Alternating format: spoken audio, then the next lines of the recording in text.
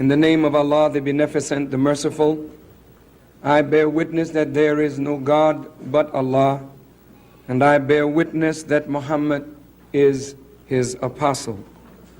I greet you with the greeting words of peace. Assalamu alaikum. Our brothers and sisters, it is my great privilege and pleasure once again to have this opportunity to share with you some of that which we have learned as a result of our being students of the Honorable Elijah Muhammad. Last week we talked about the true mission of Musa or Moses, a man that lifted up the Caucasian race from their 2,000-year sleep in the hills and cave sides of Europe. It took Musa or Moses 22 years to deliver that message and to reform the Caucasians from their savage state in the hills and cave sides of Europe, as it took approximately 23 years for Prophet Muhammad of Arabia, peace be upon him, to lift the Arab world, or I wouldn't say the Arab world, but the Arabs of Saudi Arabia into the light of Islam. So Moses, back 4,000 years ago, is compared to Muhammad ibn Abdullah in that Moses brought a law to the Caucasians that lifted them up, that reformed them, and got them ready for their world mission. Likewise, Muhammad ibn Abdullah, peace be upon him, through the law of the Holy Quran, lifted up the Arab world so that a people that were nothing, a people that were ignorant, a people that were divided by the law of Allah that is found in this book, the Holy Quran, came up from nothing and became world leaders in every field of human endeavor. So with the Caucasian people, we see that the intervention of Allah through a prophet, Musa or Moses, lifted them up and put them on the road to world conquest. Again, the Arabs, though they were ignorant and divided, through the light of a prophet, through the light of God coming to them through a prophet, Muhammad ibn Abdullah, they became united, became a light, and lightened the whole world with their knowledge. Now the light of both the Arabs and the Caucasian world is dimmed and covered and darkened because both worlds have deviated from the path of their prophets. The people who followed Moses, namely the Jews, have deviated from the law and teachings of Moses. And even when Allah, through his mercy, sent Jesus to them to remind them of the law of Moses and to call them back to that law that they had forsaken, they, through their hatred of the light of Jesus and their love for the darkness of their rebellion, murdered Jesus, according to what we have been taught of the scriptures by the Honorable Elijah Muhammad, and this is borne witness to in both the Bible and Quran. So when Muhammad, peace be upon him, came with a light and shone that light westward, the Jews again opposed Muhammad and the light of the Quran, and so did the Christians. And now both, or all three, the Muslims, the Christians, and the Jews, have their lights out. Did you hear me? I'm going to say that again. All three, the Muslims, the Christians, and the Jews, have their lights out. So now what is needed is the Messiah among the Christians and the Mahdi among the Muslims to bring all of them back to the path of God that they have forsaken. So the Quran says that this book, which is the greatest light ever to have been revealed into the world, would be treated as a forsaken book. Well, if a book of light and guidance is forsaken, and the book clearly describes itself as a book in which there is no doubt that it is a guide to those who guard against evil, then one who does not want to guard against evil, one who does not love the light, would not love this book, Quran. So if the book is treated as a forsaken thing, then when you forsake the book, you forsake guidance. And so the Muslim world has become lost. The Christian world has become lost because they have forsaken Jesus. And the Jews have become lost because they have forsaken both Moses, Jesus, and Muhammad. So now the world is in a terrible condition, on the brink of total disaster. Savagery and beast-like behavior has beset the whole human family, and now the world is in need of the Messiah. The world is in need of the Mahdi. The whole world needs to come back to God.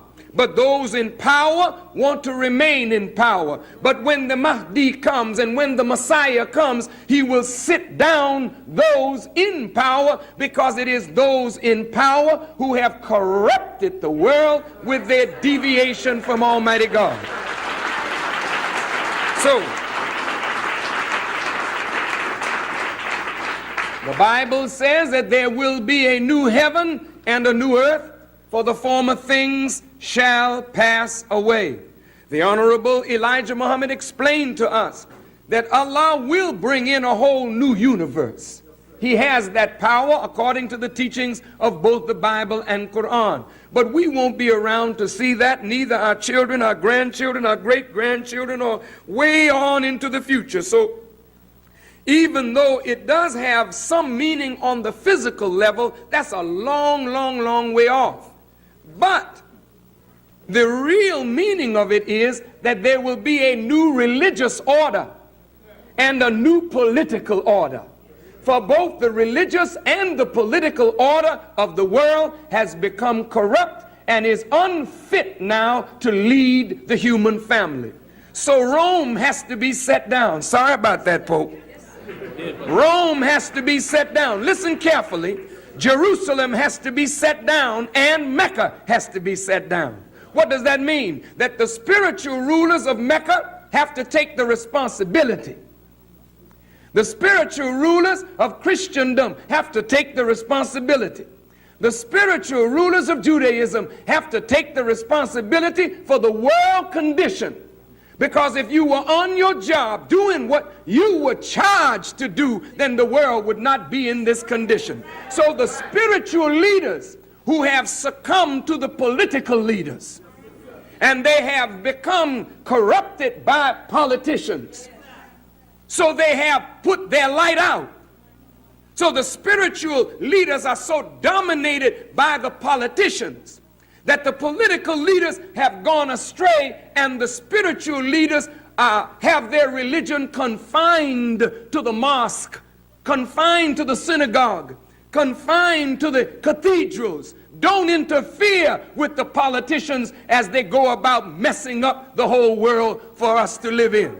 So since they have failed in their duty to stand up against the corrupt political leaders, then God comes to sit down the religious and the political leaders. There will be a new heaven and a new earth, and the former things shall pass away.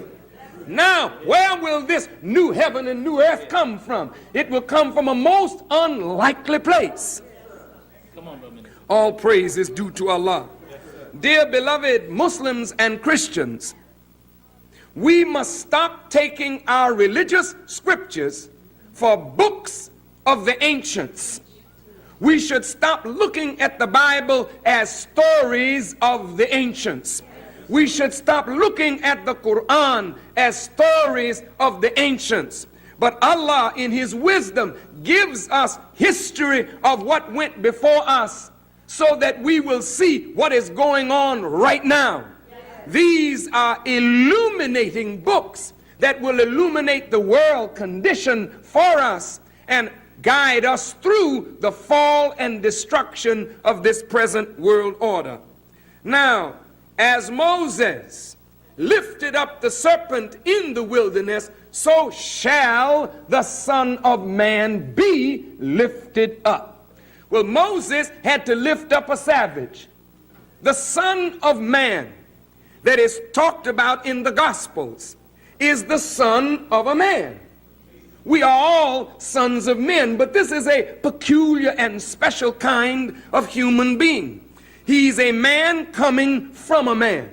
He was in a savage condition, but he was lifted up from that savage condition to become an extraordinarily powerful and wonderful human being.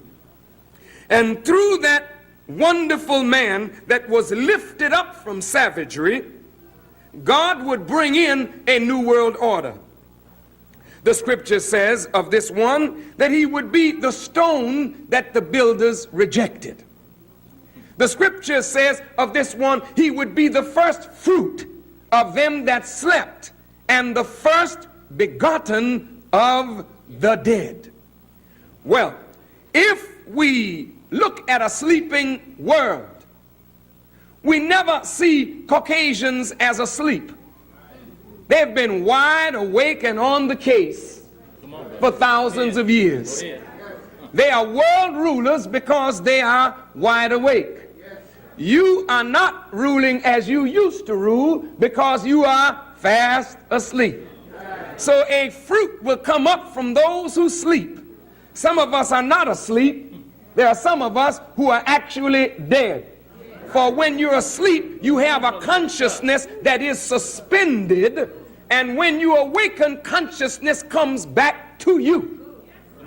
But when a people are dead, you have to raise them from the dead, form them totally, make them all together over again. So the Honorable Elijah Muhammad, all praise is due to Allah for him, has made us to see and understand that the dead represent the total human family, but a specific member of that human family will have been totally destroyed and rejected by all the others. Now, who might that be? Of course, that is you and me, the black people of America, the Western Hemisphere, and the world. We are not asleep, we are dead. Dead to the knowledge of God, the knowledge of self, and the knowledge of others.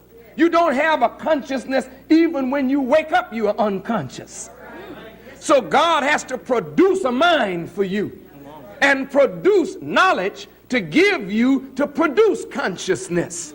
Oh, that's something. Even when you're awake, you're asleep. It is not that you are a people that cannot achieve. You just do not have what it takes to achieve what you want to achieve because you are absent of that kind of knowledge due to the destruction of slavery and its after effects. So, as Musa or Moses lifted up the serpent in the wilderness, and as Muhammad ibn Abdullah, peace be upon them both, lifted up the Arabs in the wilderness, here are nearly 40 million black people in America who need to be lifted up. There are hundreds of millions of Africans who need to be lifted up.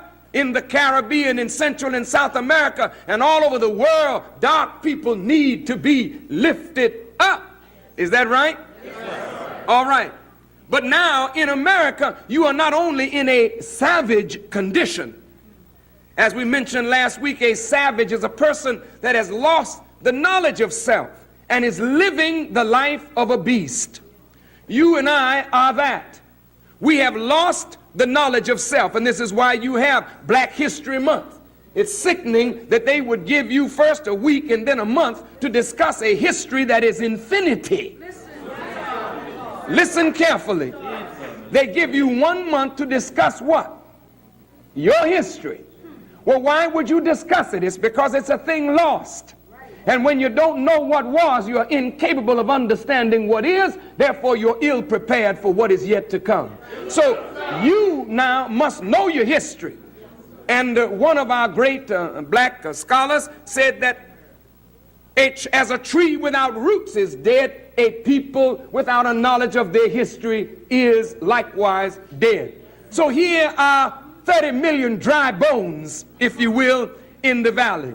30 million people who are mentally, morally, socially, politically, spiritually, intellectually, and economically dead. Yes, people that need to be resurrected. A stone that all of the builders have rejected. But out of you is going to come a son of man. Out of you is going to come one that God will lift up, and he will do the work of lifting others. That's a hard job, because to lift you up from savagery alone is the most difficult job any human being has ever had, because nobody has ever raised somebody from the dead.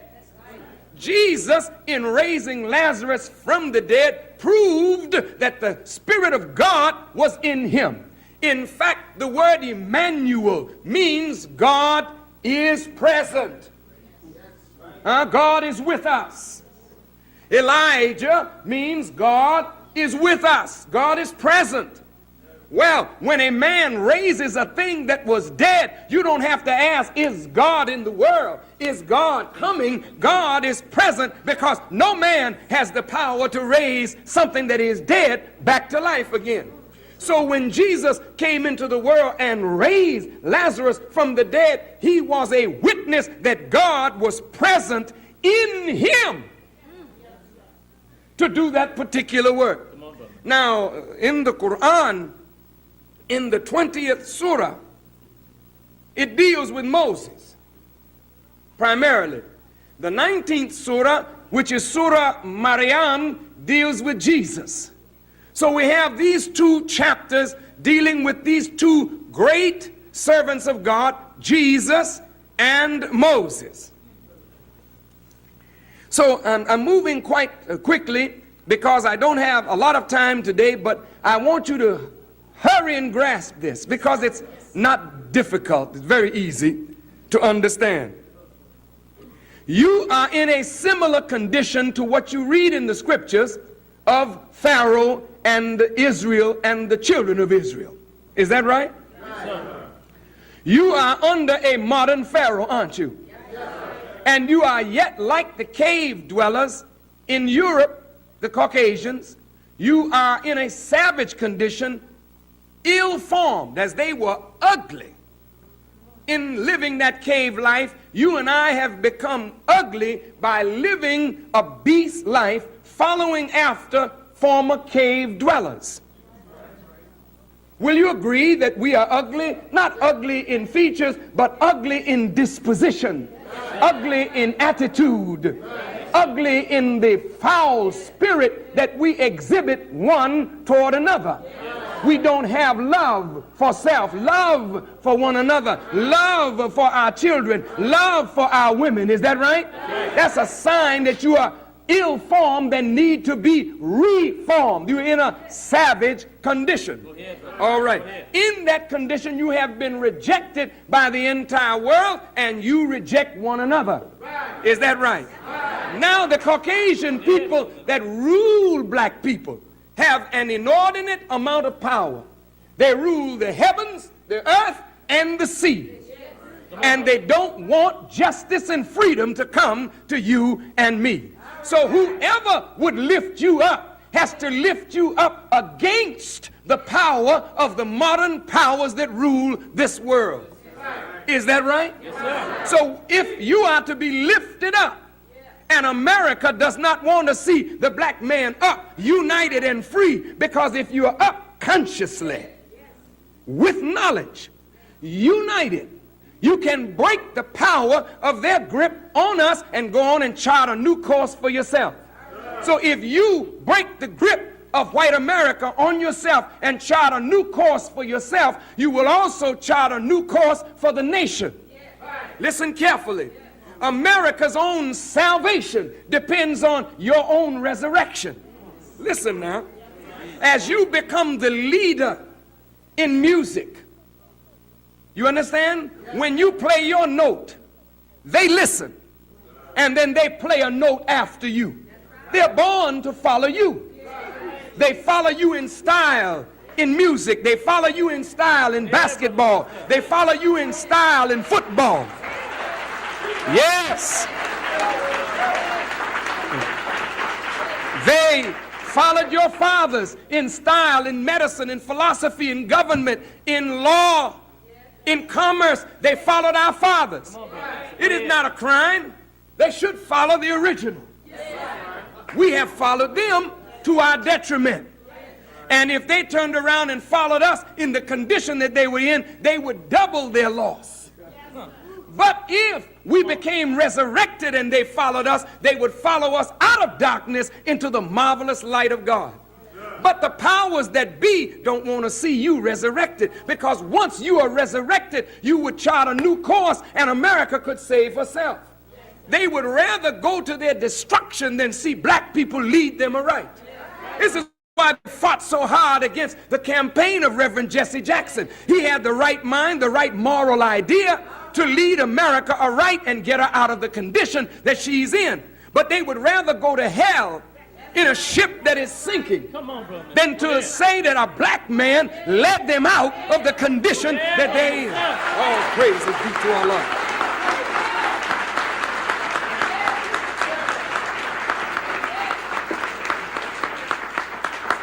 So the job of waking you up is a difficult task. Yes, sir. The job of cleaning us up is a difficult task. The job of reforming us is a difficult task. In fact, the Honorable Elijah Muhammad said, it is the hardest job ever given to a human being in the annals of human history. No person that ever walked the earth has ever been given a job to clothe, put sinews on bones that are dry. Dead, dry bones. Nobody had that task until the Son of Man was given such task. In the 37th chapter of Ezekiel, the Son of Man is talking to the Lord. And the Lord says, Son of Man, can these bones live? And the Son of Man said, Lord, only thou knowest. I'm not into that, Lord. I'm trying to live myself. I don't know whether these bones can live. He said, well, Son of Man, go to the bones and prophesy unto them. Give them the word, and the word will start the bones to germinating. But in that valley, it doesn't tell you the opposition to the word. You just see a man preaching word and bones rattling. But that's a picture. Get the picture. You are the people that need the word. Every time a leader comes up with a good word in his mouth that will start you shaking in the valley, immediately the powers that be silence the voice. Condemn the word. So the bones remain dry bones scattered in the valley. But when God raises that Son of Man, he will not be denied. He can't be opposed and successfully, because God is with him. So therefore, when that Son of Man comes, he will be opposed by the government, opposed by the leaders, but nevertheless God is with him, so he will make a mark on his people. So in this Quran, in the 20th chapter, Moses is called to deliver the children of Israel. Beloved black people in our listening audience, and you at the Final Call building, as long as you look backward and think this is talking about yesterday and not apply the principles of what you see in yesterday's history to yourself, then you will be misreading the Quran, misreading the Bible. Now look, are we in a similar condition as the children of Israel in Egypt? Did Egypt oppress the children of Israel for 400 years? Has America oppressed us for 400 years? Have we been asked to make bricks out of straw or to make a living out of nothing? Then you see a similar condition. only when you read the Bible, Pharaoh didn't hang the slaves, didn't burn the slaves, didn't castrate the slaves, but you have been burnt and shot and castrated. And today, while they talk about terrorism in the world, we live under police terrorism in the ghettos of America. Is that right?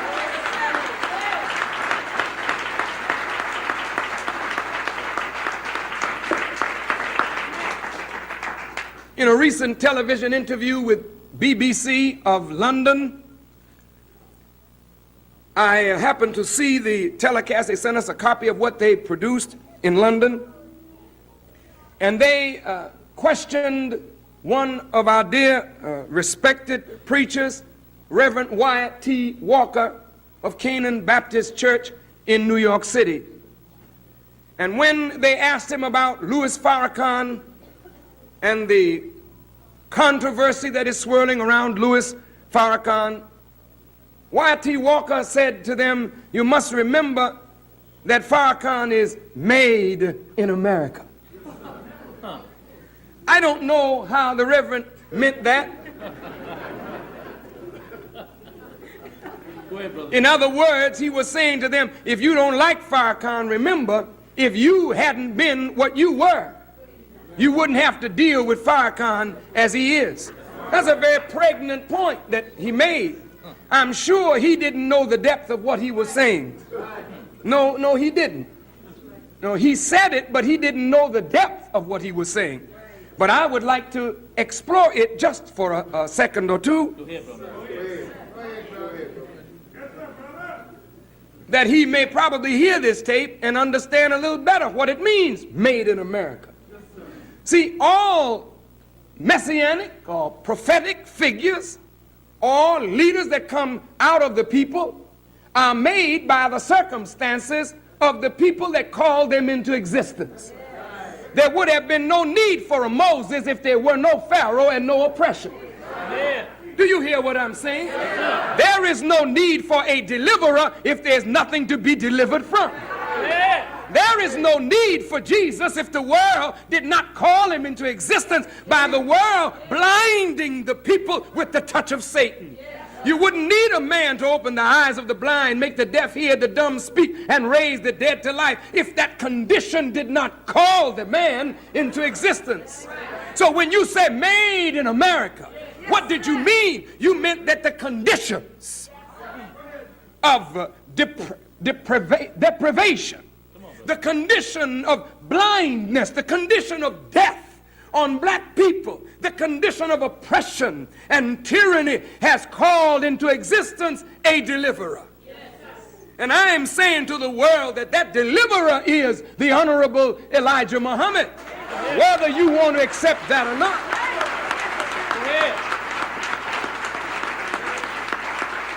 The same things that white folks say of me today, they said it of Elijah Muhammad yesterday. He was number one, I'm number two in that line. Well, then, where's the parallel in the scripture? Let me read it for you. Go ahead, brother. After Moses had been raised and missioned and sent to his people, Moses said, according to the Quran in the 20th chapter, the 25th verse, he said, my Lord, expand my breast for me. That's a very powerful statement. I want to just touch them because each one of these statements, you can teach a whole subject on it, but we don't have time today. Expand my breast for me. What does that mean? When your breast expands, what does that mean? Here's your breast. Your chest area, the chest cavity, which carries your lungs and your heart. These two powerful organs of the human body. The heart that pumps the blood and the lungs that take in oxygen. He said, my Lord, expand my breast for me. If you enlarge my heart, physically I can get sick.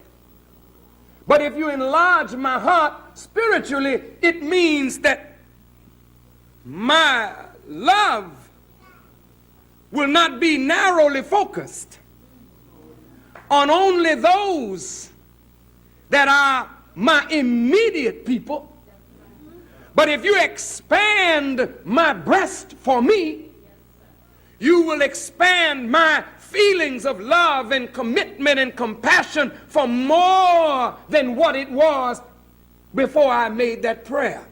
Skinhead, deadhead, everybody gone bad. Situation, aggravation, everybody allegation in the suit, on the news, everybody dog food, bang bang, shock dead, everybody's gone bad. All I wanna say is that they don't really care about us. All I wanna say is that they don't really care about us. Beat me, hate me, you can never break me. Will me, thrill me, you can never kill me. Chew me, sue me, everybody do me. Kick me, crack me, don't you black or white me. All I wanna say is that they don't really care about us. All I wanna say is that they don't really care about us. Tell me what has become of my life. I have a wife and 2 children who love me. I am the victim of police brutality, no. I'm tired of being the victim of hate.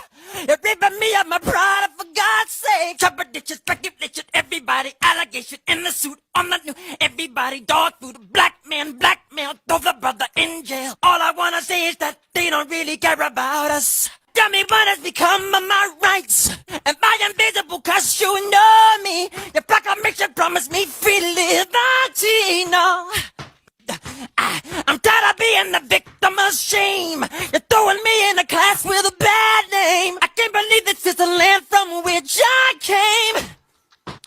You know I really do hate to see it. The government don't wanna see it. But if Roosevelt was living, he wouldn't let this be.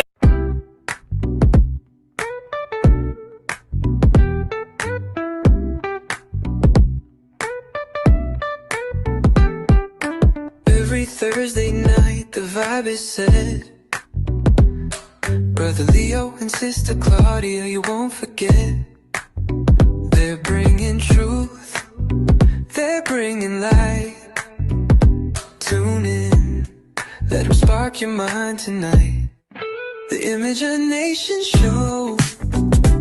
Oh, every Thursday let it flow. Oh, Brother Leo, Sister Claudia, in the glow. It's the place to be, you already know. They talk that talk, they walk the walk. Breaking it down, no need for small talk. Wisdom flying like the eagle's soar. You'll leave with more than you came here for. Open your heart, let your mind expand. Feel the rhythm, take a stand. The Imagination Show. Oh, every Thursday let it flow. Oh, Brother Leo, Sister Claudia, in the glow. It's the place to be, you already know. Open your heart, let your mind expand. Feel the rhythm, take a stand. The Imagination Show. Oh, every Thursday let it flow. Oh, Brother Leo, Sister Claudia, in the glow. It's the place to be, you already know. Soulful voices on the air, breaking barriers everywhere. Turn it up, don't let it fade. Thursday nights are tailor-made.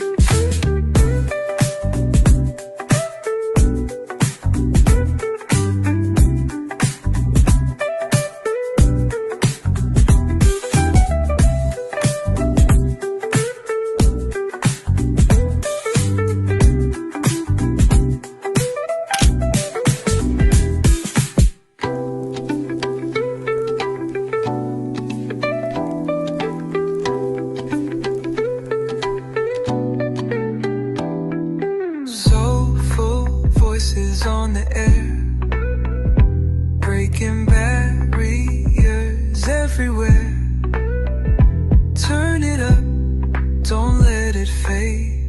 Thursday nights are tailor-made.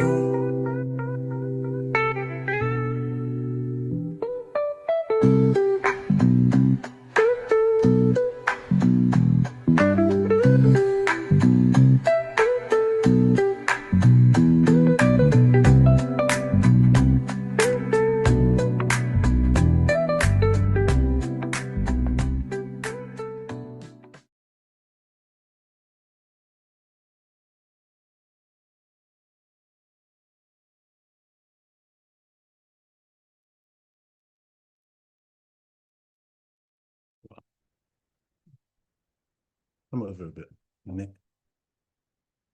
In the name of Allah, the Beneficent, the Most Merciful, I bear witness that there is no God but Allah, and I bear witness that Muhammad is his servant and messenger. I want to greet you, my dear beloved family, in the greeting words of peace. We say it in Arabic, Assalamu alaikum. Walaikum salam. Welcome, welcome, welcome, dear beloved Imagination family, to another episode of the Imagination Show. My name is Brother Leo Muhammad, and sitting alongside me is my beloved wife and dear friend, Sister Claudia Muhammad. In the name of Allah, the Beneficent. 1 second. Shall I keep speaking? Yes, go ahead. In the name of Allah, the Beneficent, the Most Merciful, I bear witness that there is no God but Allah, and I bear witness that Muhammad is his messenger. I greet you all in the greeting words of peace of Assalamu alaikum. Wa alaikum salam, beloved. And welcome to another edition of the Image and Nation Show. I pray to Allah that you are all safe and well, and we thank you all for joining us again this evening, this afternoon, this morning, wherever you are on the earth.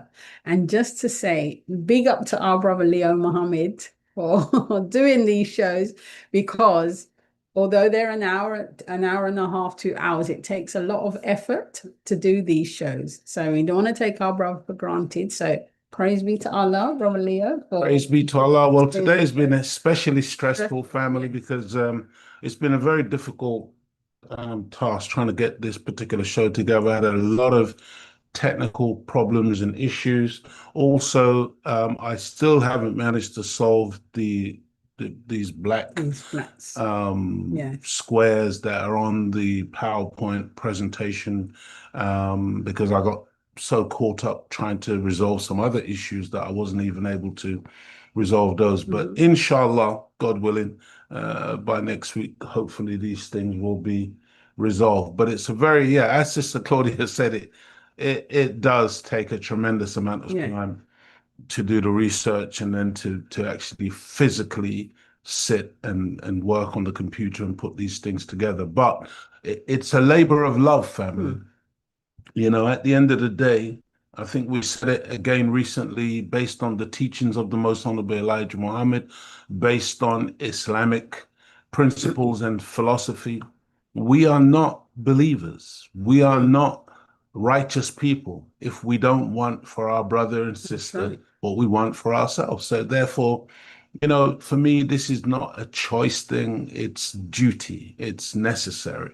It's the difference between the person running away from the fire, because of course fire is dangerous. Who wants to get burnt? But at the same time, you see some firemen running towards the fire. Why? Because it's their duty to put that fire out, to preserve life, to save life. And so that's the attitude that I take towards the teachings of the Most Honorable Elijah Muhammad. As difficult as it is to do what we attempt to do each and every week, it is our duty. It's necessary. And so we do it, dear family, not seeking any favor, not seeking necessarily even seeking thanks. At the end of the day, it's really trying to please Almighty God Allah and his servants, the Most Honorable Elijah Muhammad, the Honorable Minister Louis Farrakhan, because this is the task that they've dedicated their life to. And if you were listening to the Honorable Minister Louis Farrakhan just a few minutes ago, he explained how the Most Honorable Elijah Muhammad said that this is the most difficult task ever given to any man in the annals of history. Yes. trying to raise a people who have been rendered dead into a living upright perpendicular. So this is the task. This is the motivation. And, we make no apologies for those who don't like what we are attempting to do. But it is a necessary process because we believe in the Nation of Islam that God has come. We believe that this is the time for Black people to rise. We believe that as a people, we cannot continue to accept mediocrity, accept second best, accept third or no class citizenship, accept to be some type of underclass while other people make a heaven for themselves right here on the earth. It is absolutely necessary that you and I come into our own. And so, yeah, this is what we're trying to do on the Image and Nation show. So don't forget, family, call a friend, a relative, a loved one. Let them know that Image and Nation is live right now on Zoom and also on YouTube. Also, don't forget to like, share, and subscribe to the Image and Nation show. And so without further ado, unless you have something, Sister Claudia, we're going to go right into our program this evening because, again, this evening, okay, so our program has disappeared. It's disappeared. So just bear with me, family. This is what I'm saying. That it's been a very, very trying, difficult process today. And just to read our beautiful sister Daisy's message, that's why I join you every strong, knowing what has gone into ensuring your Thursdays are successful, regardless of the challenges. I love you both and appreciate you so much. And we love you too and appreciate you and all of our brothers and sisters. Thank you for your beautiful message, Sister Daisy. Absolutely. Praise be to Allah. Praise be to Allah. Yes. As we know from the Honourable Minister Louis Farrakhan, that anything of value has a difficulty factor. Comes with a difficulty factor attached. Absolutely. So this is all part of it. I wonder, while you're doing this, shall I play this brother's Yeah, song? why not? Why not? I'm going to play a song. Do I have to switch? You may have to. Yeah, you can go ahead. Let's see. You can go ahead. Try something.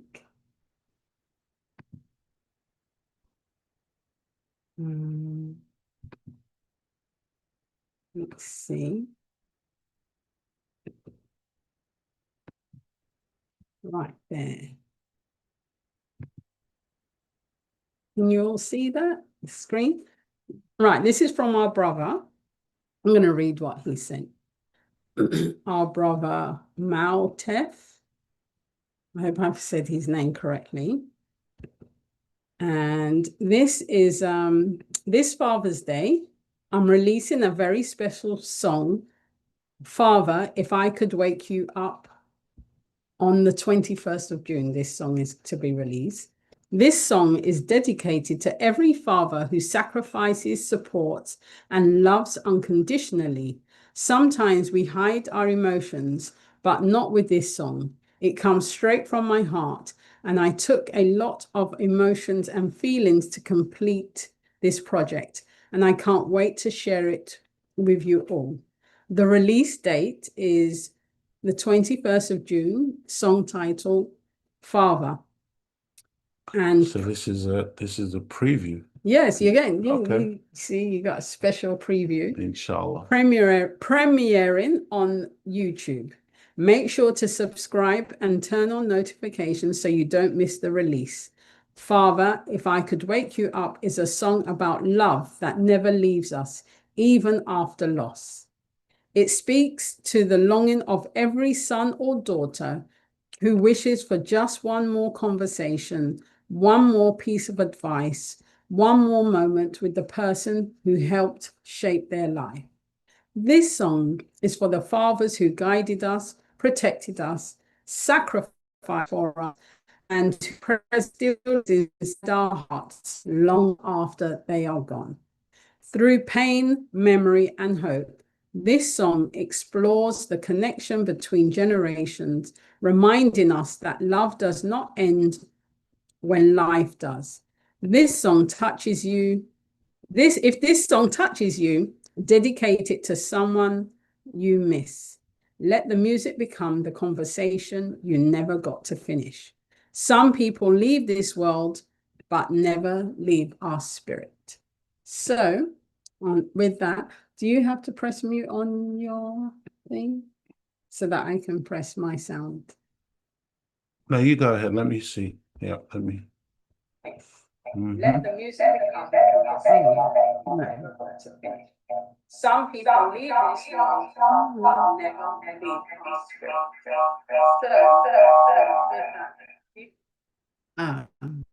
Let's see. Maybe if you put your sound on then. And turn yours I wonder down. if it will play.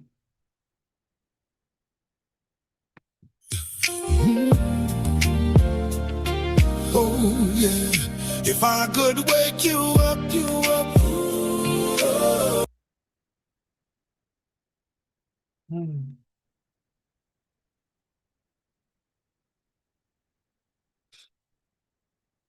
See? Okay, I wonder why that happened. Yes. I'm gonna try again. Yeah. yeah.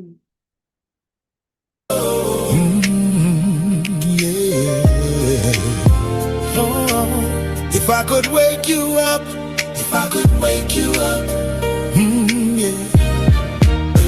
Where is my father? I need his wisdom. Standing at a crossroads trying to make the right decision.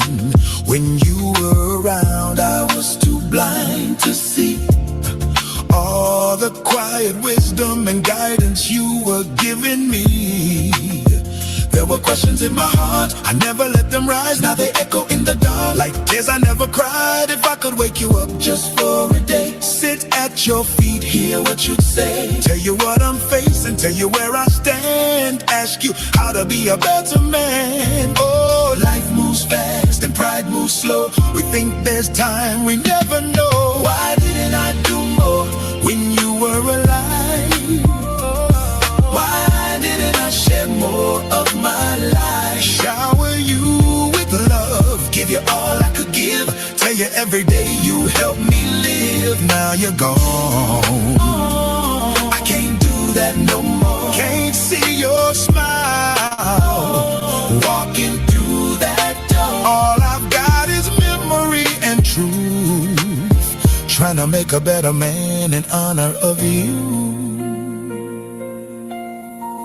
I should have sat longer, listened close, held your hand when you needed it most, bought you the finest clothes and all I could find. Let the world see the king in his prime. But time don't wait for a change of heart, and regret can tear a spirit apart. Now I feel your presence day and night. I know you stand by me in any fight. I should have done more when you were alive, giving you more of my time. While in my side, I'd shower you with praise, give you all my days, let you feel my gratitude in every way. Oh, now you're gone, in this life no more. I have the memories to help me soar, all the lessons that taught me to be. I am proud of your spirit that I carry in me. They say a father never really leaves. He lives in the air that his children breathe. In every choice, in every stand, in the way I rise and use my hands. So I honor you in the way I walk, in the truth I live, in the way I talk. If I couldn't give you all back then, I'll give this world a better man. If I could wake you up just one more time, I wouldn't waste a single line. I'd say thank you, I'd say I tried. Oh, I'd say your love is still my guide. I can't go back to yesterday.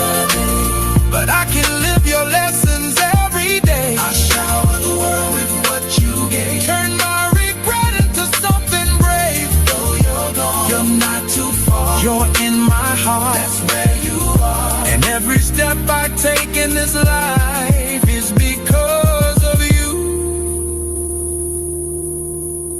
My Father, I miss and honor you.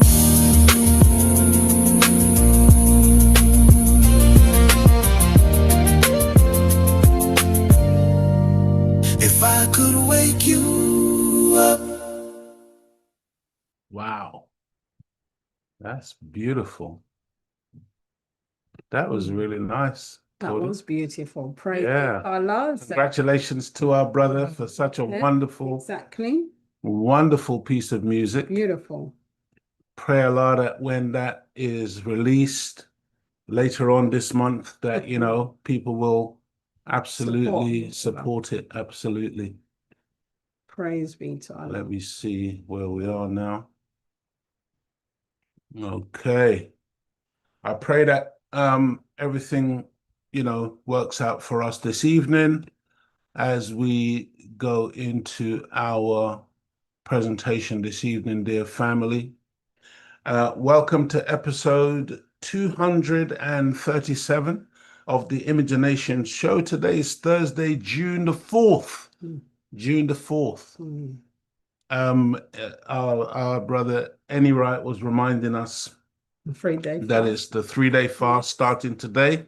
Today's our last meal this evening, and then we don't eat again until Sunday evening. So family, if you've never done it, try. Even if you can just do one day, just do what you can. Just try. Those of you who are regular 3-day fasters, remember this is obligatory on us to do our 3-day fast. So go for it, family. You feel so good. That's right. When you accomplish the national 3-day fast. Dear family, welcome to this edition of the Imagination Show entitled The Ignorant Self-Hatred, Our Worst Enemy. Ignorant self-hatred, our worst enemy. I'm not gonna mess about. I'm gonna try to go quickly because I want to get through because of all the issues that we have this evening. And then inshallah, God willing, next week we won't have so many technical issues plaguing us. Dear family, ignorant self-hatred, our worst enemy. That's what we're dealing with this evening. Let us begin by first looking at the dictionary meaning of the word ignorant. That simply means, and breaking it down in the context of today's subject. Ignorant is an adjective that means lacking knowledge, education, or awareness. It describes someone who does not know enough about a subject or who is generally uninformed. You know, as I was doing the research on the show, I was looking at these images, and you know, these are some of the marches and protests and demonstrations that have been taking place recently in South Africa. We have one of our South African brothers and sisters with us this evening. Welcome, welcome, family. And the poster that's been held up says, if fighting for my country means I am xenophobic, then I'm proudly xenophobic. And it's just, you know, when I read that, I thought, my God, you know, the idea that our people think that they're fighting for their country by fighting against other Africans who are coming into the country to look for work or to live or to socialize, whatever they're there to do. These are Black Africans who are now being protested against by other Black Africans with a view to getting them out of the country.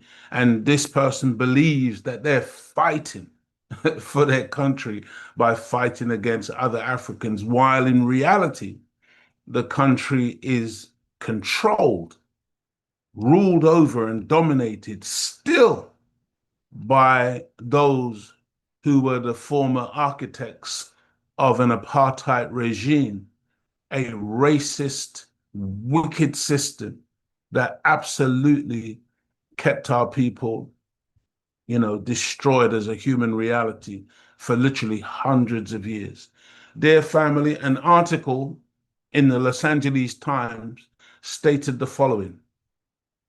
The article said Nelson Mandela and the African National Congress, ANC, did not allow white South Africans to keep all wealth and power, but they did agree to profound compromises. Listen to what we did when we so-called took power.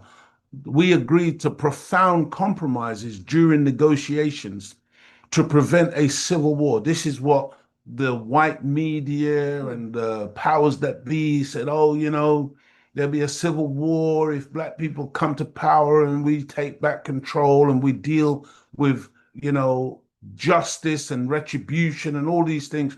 And so we compromised during negotiation to prevent a civil war.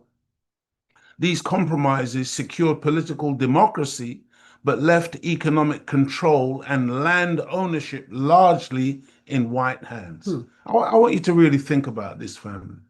These are people who came to Africa and stole land from black people and marginalized black people and persecuted black people. And then when the time came for us to take power, we negotiated in such a way that we left the land, the very thing that we were fighting for, dying for, in their hands. Universal suffrage was achieved, this political achievement that the whole world said, wow, look at what is happening in South Africa. This was allowing black South Africans to vote, to go to a voting booth and hold political office for the first time. Wow, what an achievement. We as a people, we're into this thing where, oh, I was the first one to go to college in my family. Or I was the first black person to be able to be allowed into this firm. Michael Jackson was the first black artist to perform on MTV, and the first, as if that's some type of great achievement. No, it's not, family. We really got to get out of this mentality where, we were allowed to vote. I mean, just think about this. We were allowed to vote for the first time in 1994 in our own country. And then these people had the audacity to talk about democracy. So in reality, we were the ones who introduced democracy, so-called, to South Africa in 1994, because before that, it was a military police state. It was a dictatorship where black people were absolutely being persecuted and oppressed. What's the result?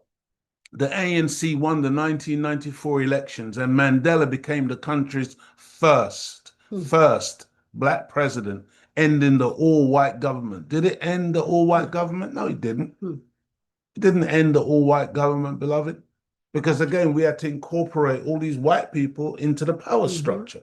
White people still held the reins of power in that they control the economy. What kind of liberation is that, where your oppressors trick us into some negotiation whereby we negotiate in such a way that they end up holding the land, holding the economy, holding all of those levers of real power while we get to vote?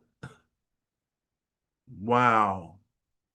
I love my brother Nelson, but I'm telling you, family, again, I remind you of the documentary that these demons made, where they admitted that for the 27 years that they had our brother locked up on Robben Island and in other prisons, that they were slow poisoning him, and that they only released him when they felt that his brain capacity, when they felt that his capacity to be the person that he was before they locked him up, to be that strong, determined, uncompromising leader that they locked up, when they determined that that was sufficiently diminished, that he was now safe to be released.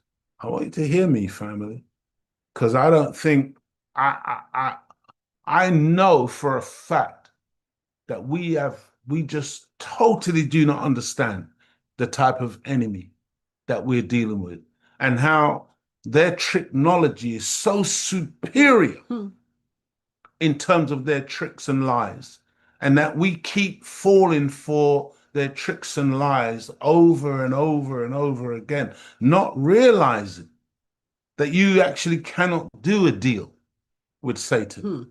You cannot negotiate with the devil. You can't.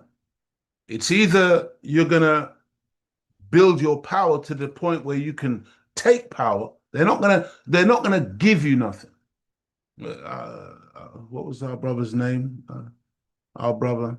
It'll come back to me in a second. But basically, what he said was that power never concedes anything.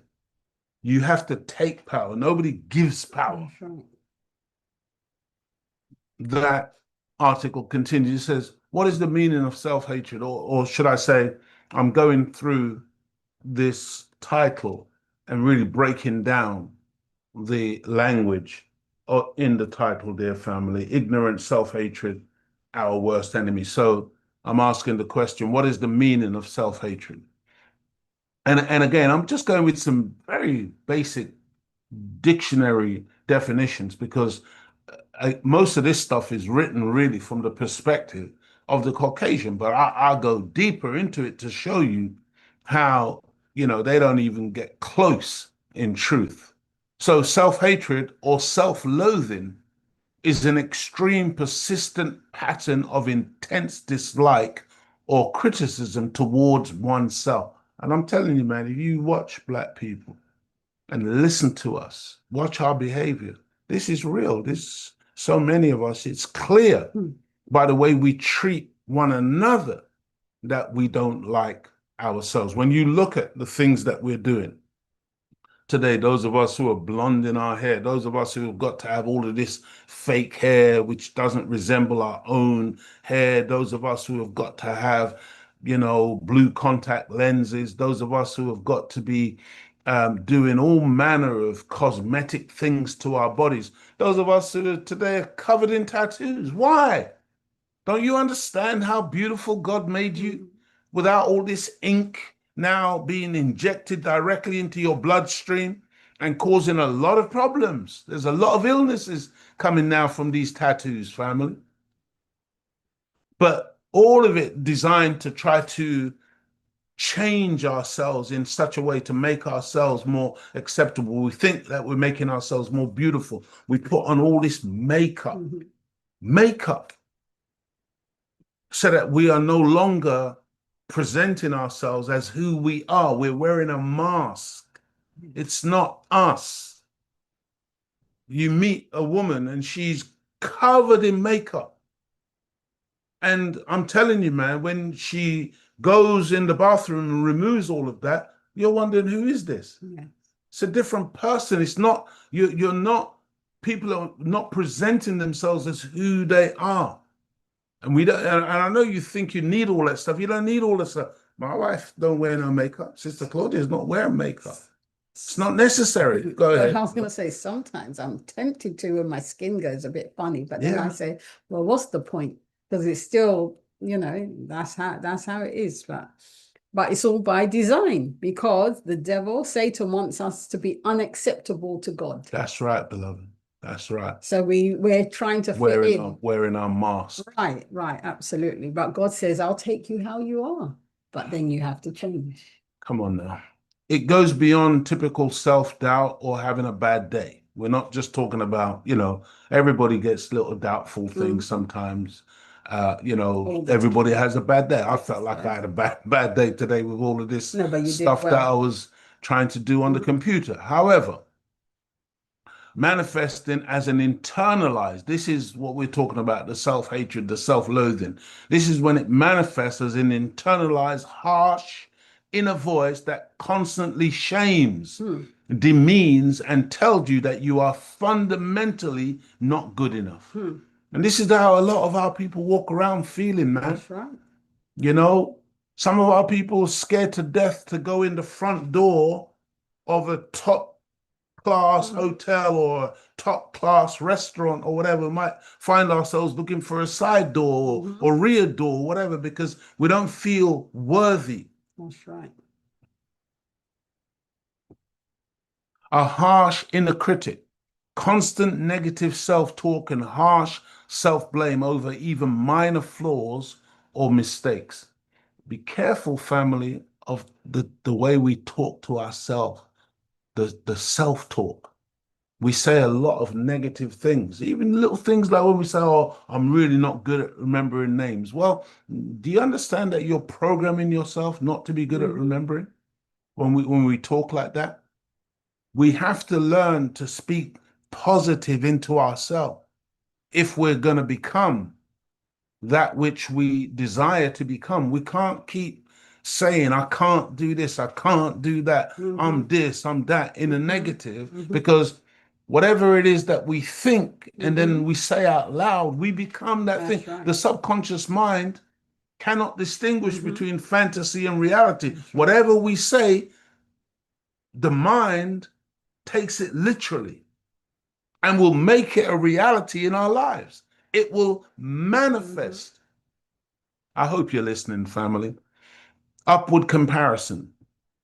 This is the tendency to only notice the positive attributes of others while constantly evaluating your own worth or achievement. And sometimes this is where envy comes from, where we look at other people's attributes and then we get jealous and envious, thinking that why have they got that? Why are they able to do that? And I'm not able to do, and then we start hating on another person based on their gifts.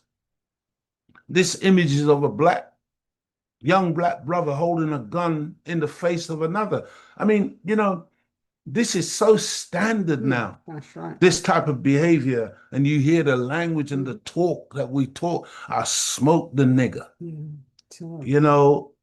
I kill that nigger. And this is these things now. When you hear this type of talk, it's not an unusual thing to hear black people, especially among our youth, talking like this now about how we feel about another black man or another black woman, how it's so easy for us to kill and maim one another. I'm not making stories up, family. You should be able to bear witness to what Brother Leo is saying. We literally put it in our artistic expressions. It's in the songs, man. And then you got these white executives in these media houses, in these record companies who promote and ask us to put together that type of material in order to put it out into the marketplace and sell it to make money. And the more filthier, the more successful. The better, beloved, the better.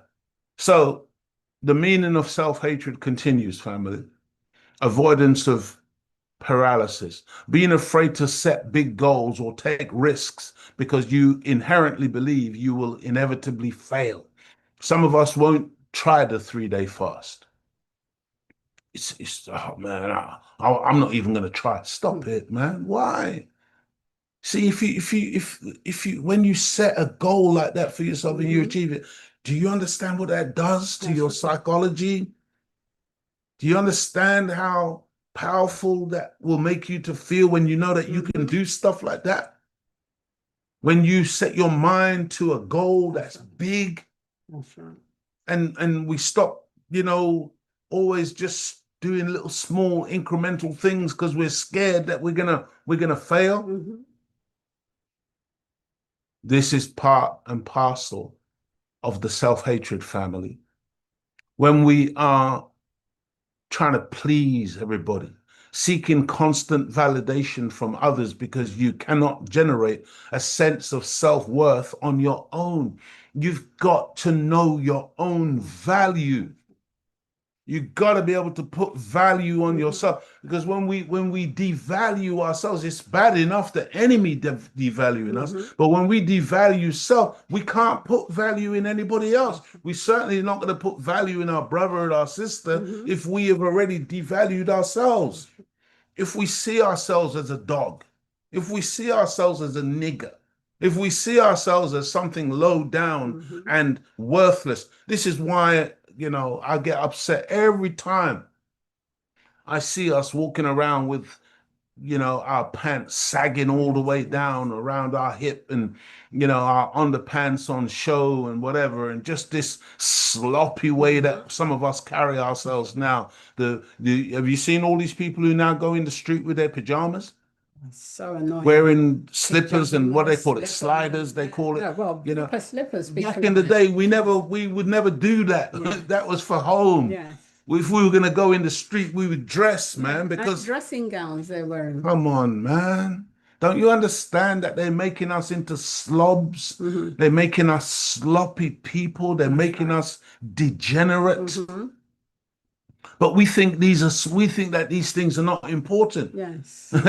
But they're It is. very important because it's talking about your self-worth, your value. Most of the time when I walk down the road, people are always saying, "Oh man, you look good." This complete strangers, white people, black people. Man, yeah, yeah, I like that. You look good. Why? Because I'm dressed most times, unless I'm doing some, manual labor stuff, or sometimes I'm on the allotment and I wear rough clothes because it's dirty work. But my point is that generally when I go out into the street, I try to dress in a manner that says I value me. You understand? Nicely dressed. But honestly, people, when we dress and we look horrible and we look dirty and we look scruffy and we don't care about our appearance, that's telling you, that's speaking volumes about what you think about Losing yourself. you. Family, no one is born no one is born hating themselves. It is largely a learnt behavior developed over time, often stemming from childhood experiences. That's right. This is real. This is especially black people. Of course. See, now there is a little caveat to that, whereby you got to understand that what was done to us over the 400 years of our enslavement was so diabolical that literally you did have black children being born literally hating themselves. Why? Because what was fed to their mothers, the fear, the torture, the terrorism that went into that woman when she was pregnant, oftentimes that baby would be born with that type of thing baked in, because the child was subjected to that in the womb, and whatever the woman feeds on during her pregnancy goes directly into the fetus, goes directly into the unborn baby. But I'm talking about in the modern era today. I know some of our women are still being terrified during their pregnancies. So we got boyfriends and husbands that are wicked. I mean, this is real. So some of the children are still being born ill-affected, but generally a baby comes out, it's a blank sheet. But then based on the societal influences, based on environment, we get conditioned and taught this mentality of self-hatred. And, remember, I was born in a really, you could say, a solid black country. I was born on the island of Jamaica. And I never knew nothing about racism to have an inferiority complex. I never had that. My uncle was in the Prime Minister's office. My dad, before he left and came to England, he was in the Prime Minister's office. They were all politicians. One of my uncles was the longest serving MP in Jamaican history. So I was coming from a background, we had maids when I was a child in Jamaica. So I never knew nothing about this.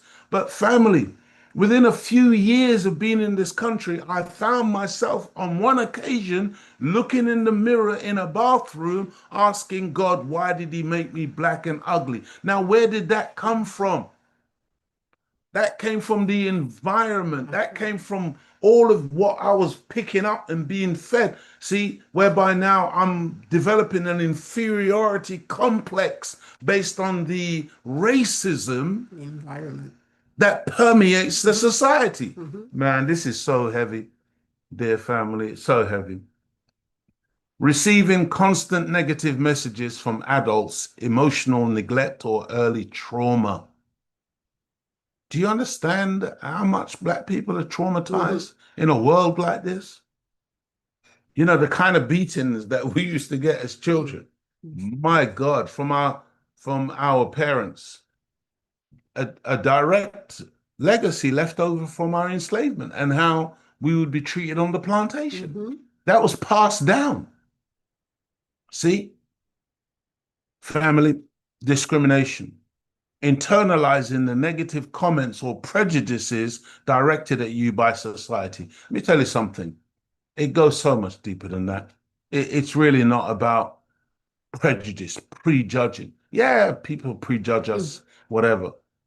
But negative comments, I mean, that's lightweight compared to the type of systematic. You know, in today's time, we're talking about what they call institutionalized racism, where whether it's the school, whether it's the workplace, whether it's the courts, whether it's the government and the systems of control or jurisprudence, whatever aspect of the society that the institutions themselves are designed to keep Black people in some type of marginalized, discriminated condition, while other people, white people, are elevated and are given opportunities to be able to develop themselves and grow and achieve and accomplish.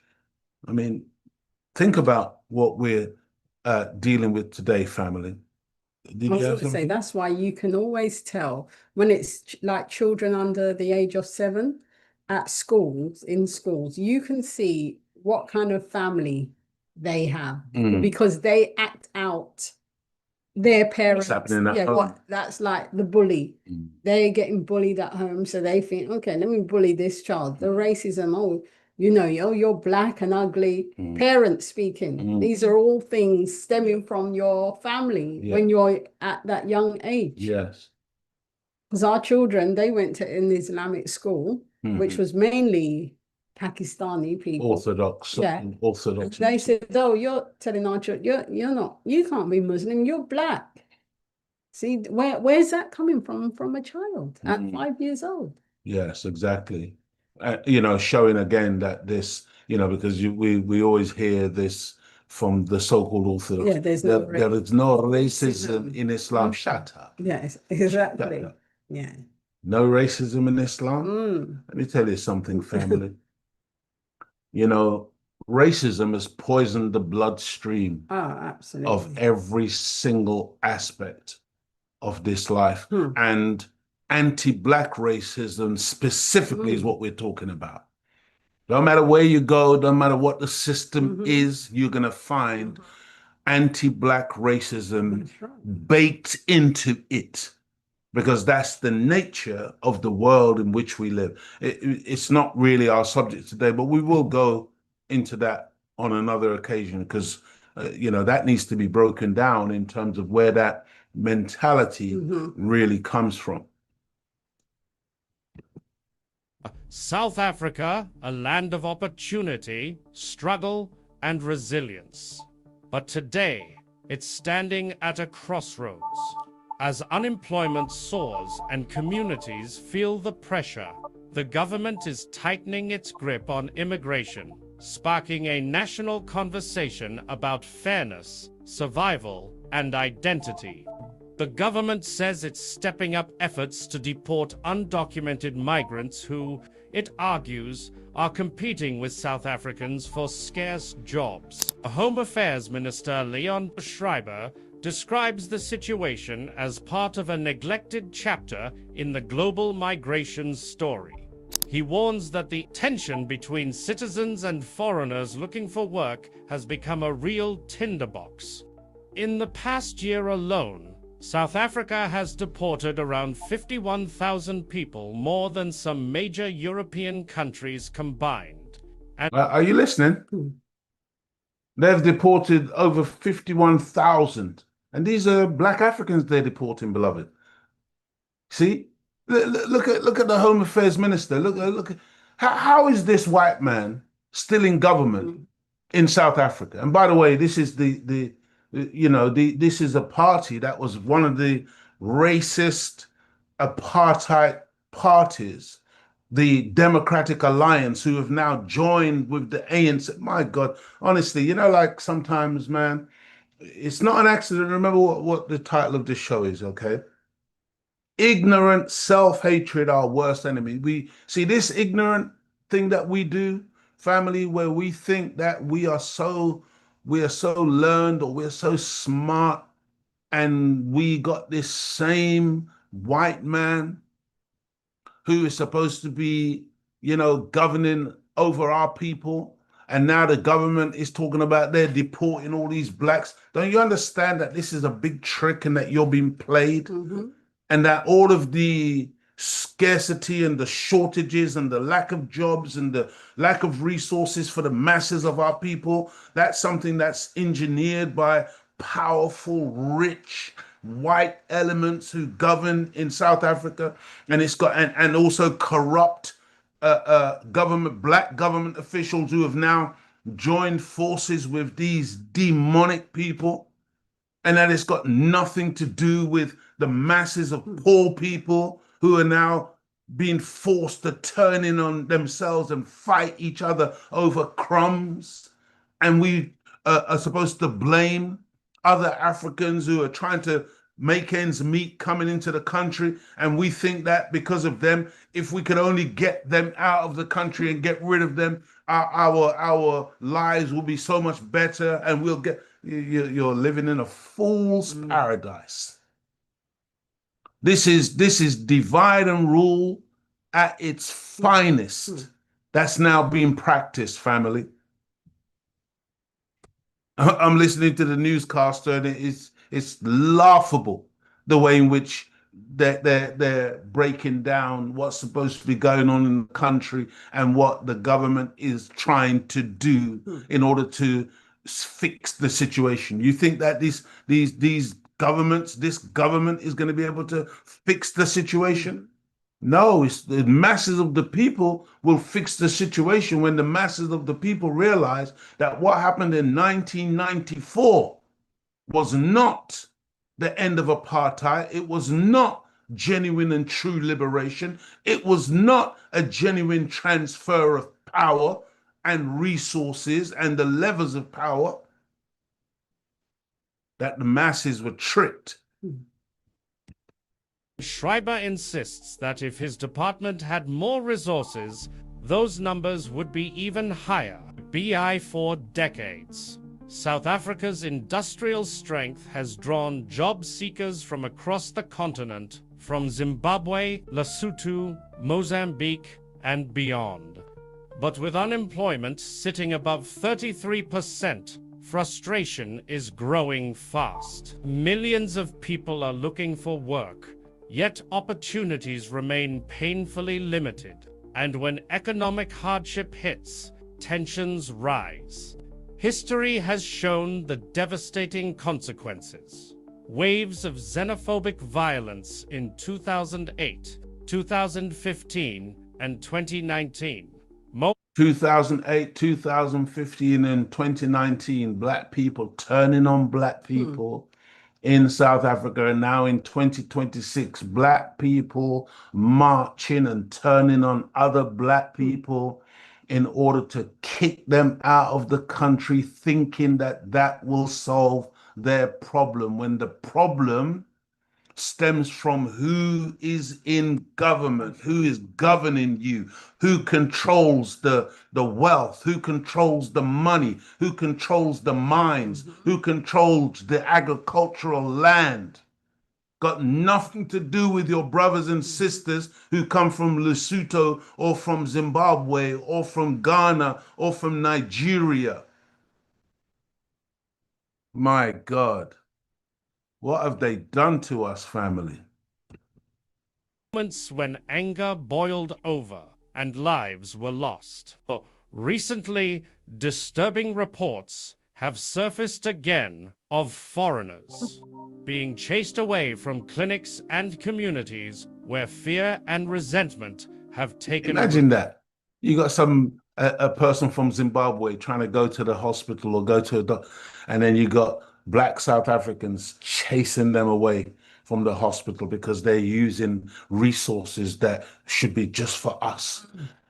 This is how depraved they've got us, whereby we think that by depriving somebody else of hospital treatment or access to clinics or access to other resources that are limited because the powers that be have not invested in the people, have not invested in the masses, but you've got a small clique of uber rich who are taking all of the mineral resources, the diamonds and the gold and the oil and the other resources, and literally enriching themselves and enriching foreign capitals, man.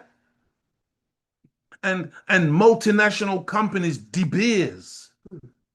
Where are the normal black South Africans benefiting from the diamonds that come out of the soil of South Africa? Where? But you want to blame other black Africans for trying to survive?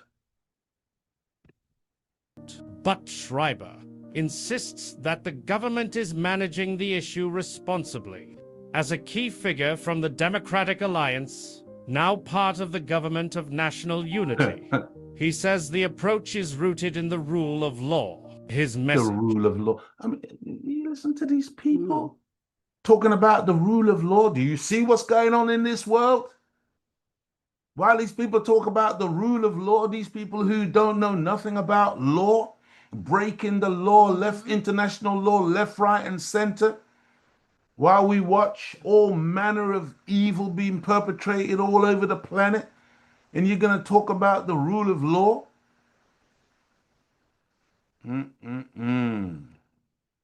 South Africa must enforce its borders, but also protect social cohesion and peace.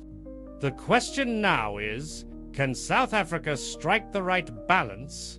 Can a nation built on diversity and resilience find a path forward that's fair to its citizens while honoring its African spirit of unity?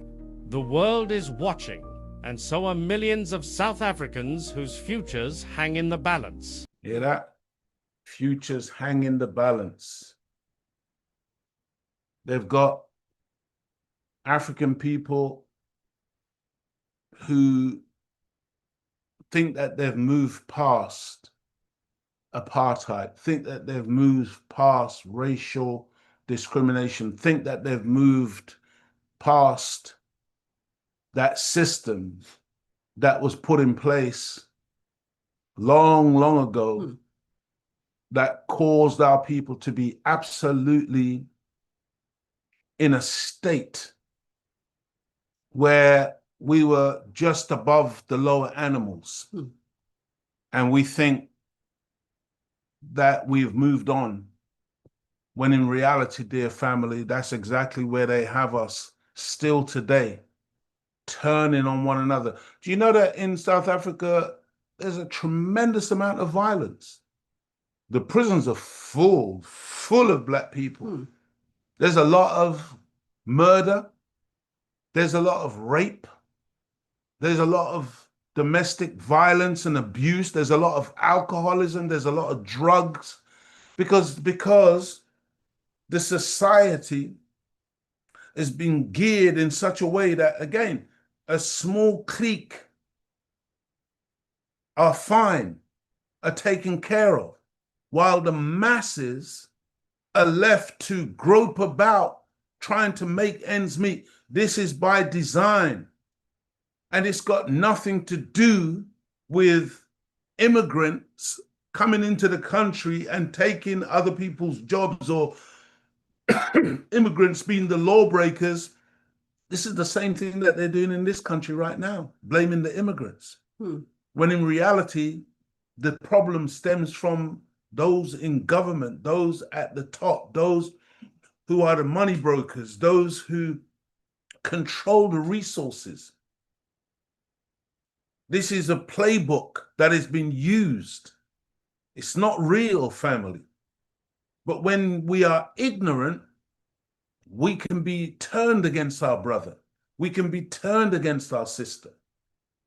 Dear family, I know for a fact that there are many black people who will hate what we have to say in this presentation, because it is not in keeping with the false, listen to what I'm saying, with the false Christian teaching inserted into the Bible in the book of Matthew, chapter 5, verse 44, and taught to us by the colonial masters to make us submissive and loving to them, while hating ourselves, our own kith and kin, and even our own shadows.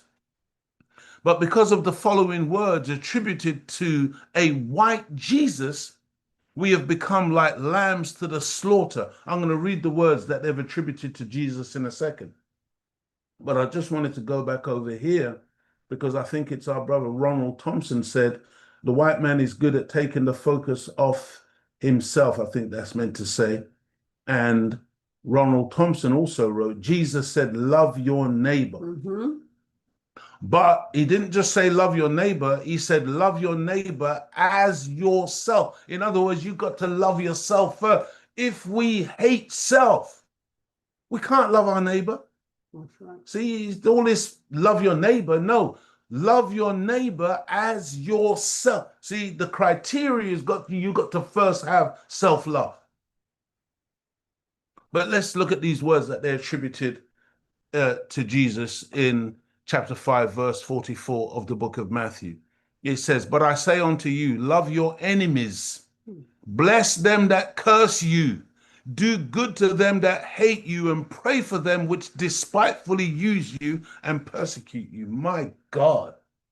But do you understand how many of us as black people believe that that's because they're giving us a white Jesus? And automatically we make a link between the white Jesus and the white man. See? And so we love them even though they do all of this evil and we can't see no bad in them. We can only see that in our own people. We can only see that in our own selves. I know, like I said, I know that many of you won't like this because we don't like this kind of truth. We want to stay in that sleep mode where we love our enemies, and hate ourselves, hate our own mother, hate our own father, hate our own brother and sister, hate our own kith and kin, will not take care of each other, but we love. You'll hear this statement, we love everyone. That's right. That's a damnable lie. It really is, family. Let me play this video for you so you can see the type of things that's going on in South Africa right now. This brother that's standing there next to the woman in pink, this brother is a so-called foreigner from one of the other countries around South Africa. And these people around him, surrounding him, are all South Africans. And they're basically terrifying the brother. When are you going back to fix your country? Hey, talk, quick. Next month. Don't tell us next month. You are not foolish. You are not foolish. Let me tell you, Baba. Ne? Right now, as South Africans, we don't want you guys here anymore. Go fix your countries, Baba. You see, let me tell you, we're still speaking to you nicely. It's going to get to a point. And you see the brother's name came up, Trevor something, because he belongs to an organization. This brother in the Tell us next month. You are not foolish. You are not foolish. Let me tell you, Baba. Ne? Right now, as South Africans, we don't want you guys here anymore. Go fix your country. Trevor Kegatl, Patriotic Alliance. I mean, these are people who are part of organizations. And they're so ignorant. I'm telling you, man, I want you to hear what I'm saying. They're so ignorant. And they've been so driven by desperation by these enemies of ours that they're now forming like vigilante groups and gangs to terrorize other Africans as if that's going to bring relief to other South Africans. My goodness, family. Ignorance is a proper enemy. Baba. You see, let me tell you, we're still speaking to you nicely. It's going to get to a point where speaking to you, it won't help. What we are trying to do here, Baba, we are fixing this continent. This thing of you guys moving from one country to the other. I need you to remember this, sister, because you're going to see her later on talking to a white man. And I want you to look at the difference between when she's talking to a black man and when she's talking to a white man. It's really sad, family. We are fixing this continent. This thing of you guys moving from one country to the other, it's no longer working. We don't want this as African people anymore. We are tired of seeing African migrants. You imagine Kwame Nkrumah, Muammar Gaddafi, all these people died trying to promote the United States of Africa. If you live in Texas in America, you can go to New York, you can go to Miami, you can go to Ohio. Nobody's business. That's right.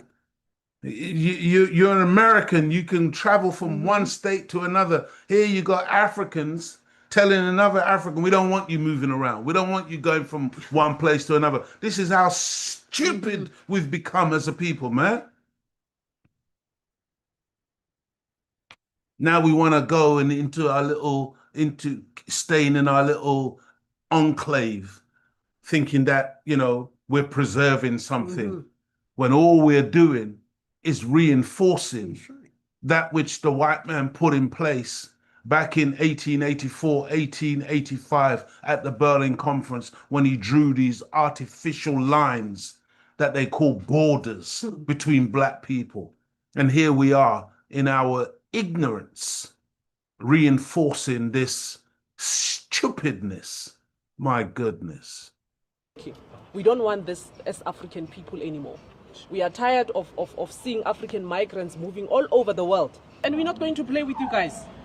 We're not going to play with you guys. For now, we don't even care how you feel when we are saying all these things to you. We are not interested in nursing feelings. And I want you on camera to tell all your brothers, tell them that we as South Africans, we're saying you must self-deport or else we're going to eject you out of our country very soon. We're going to eject. We're not going to defeat you. We're not going to deport you. We will eject you. Just tell them on camera. Warn your brothers. My fellow Ghanaians, they are warning us to go home. It's time to go home. So please, let's go home and fix our country.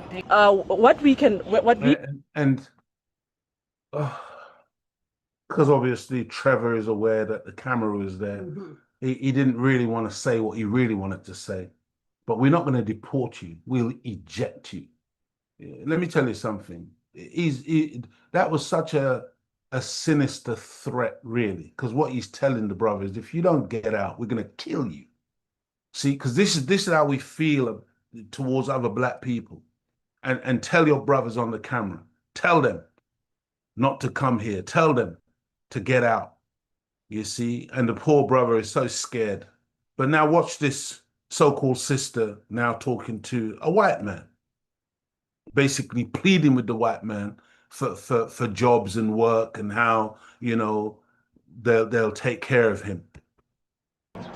They are warning us to go home. It's time to go home. So please, let's go home and fix our country. What we are planning, in fact, intending to do for you. Does she even sound articulate? As soon as you start talking to the white man, you're stuttering. You can't even get a word out.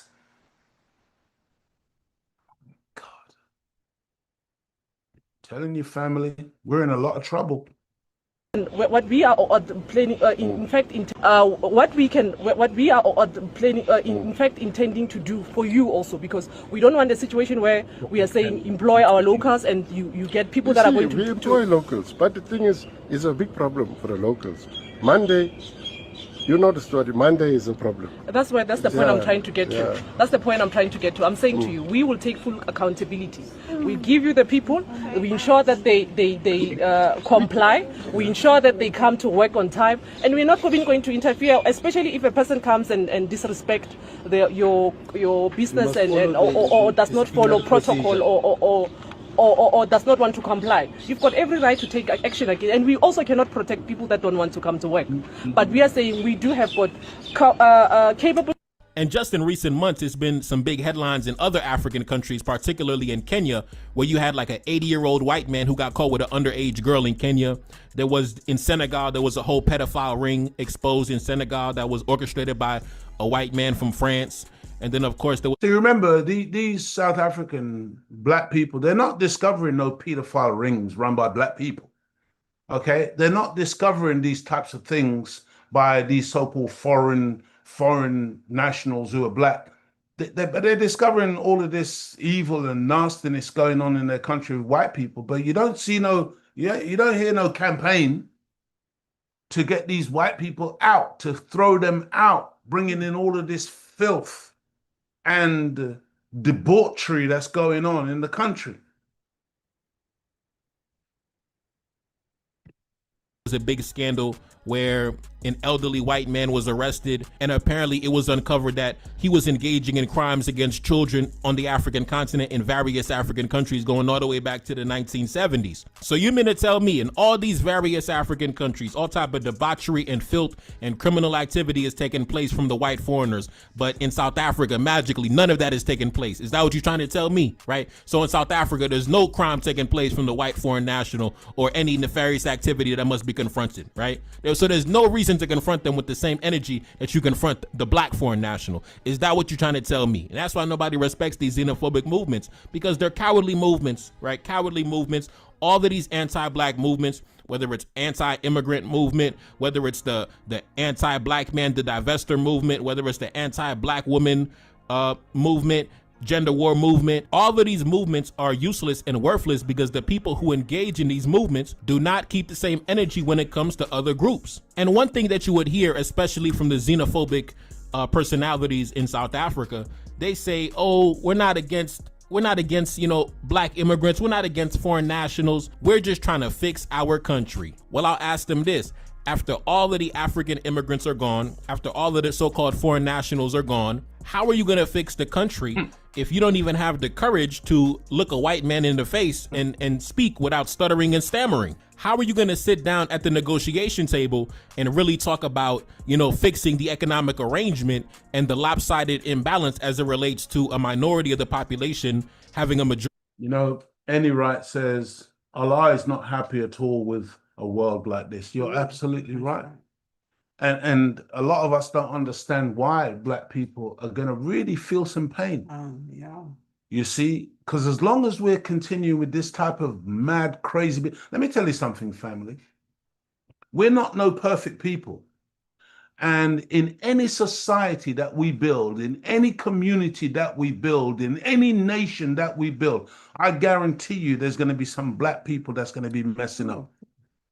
Okay? But guess what? When those black people mess up within that society, we as a family, we deal with our family business. And we take care of it with love. We take care of it with, compassion. We take care of it with justice and law. We don't take care of it by being some mob going out to kill our people and persecute our people and drive our people out like they're animals. We don't deal with that, man. So yeah, we can take care of business. We're not suggesting that every immigrant black person who comes into the country is good. No. But we ain't gonna be driven like some cattle to go now as some mob against our people. Until you go and do that with the white man. We ain't doing that with the white man. We go to the white man, we're there talking to him, we're stuttering, sweating, scratching where we don't itch.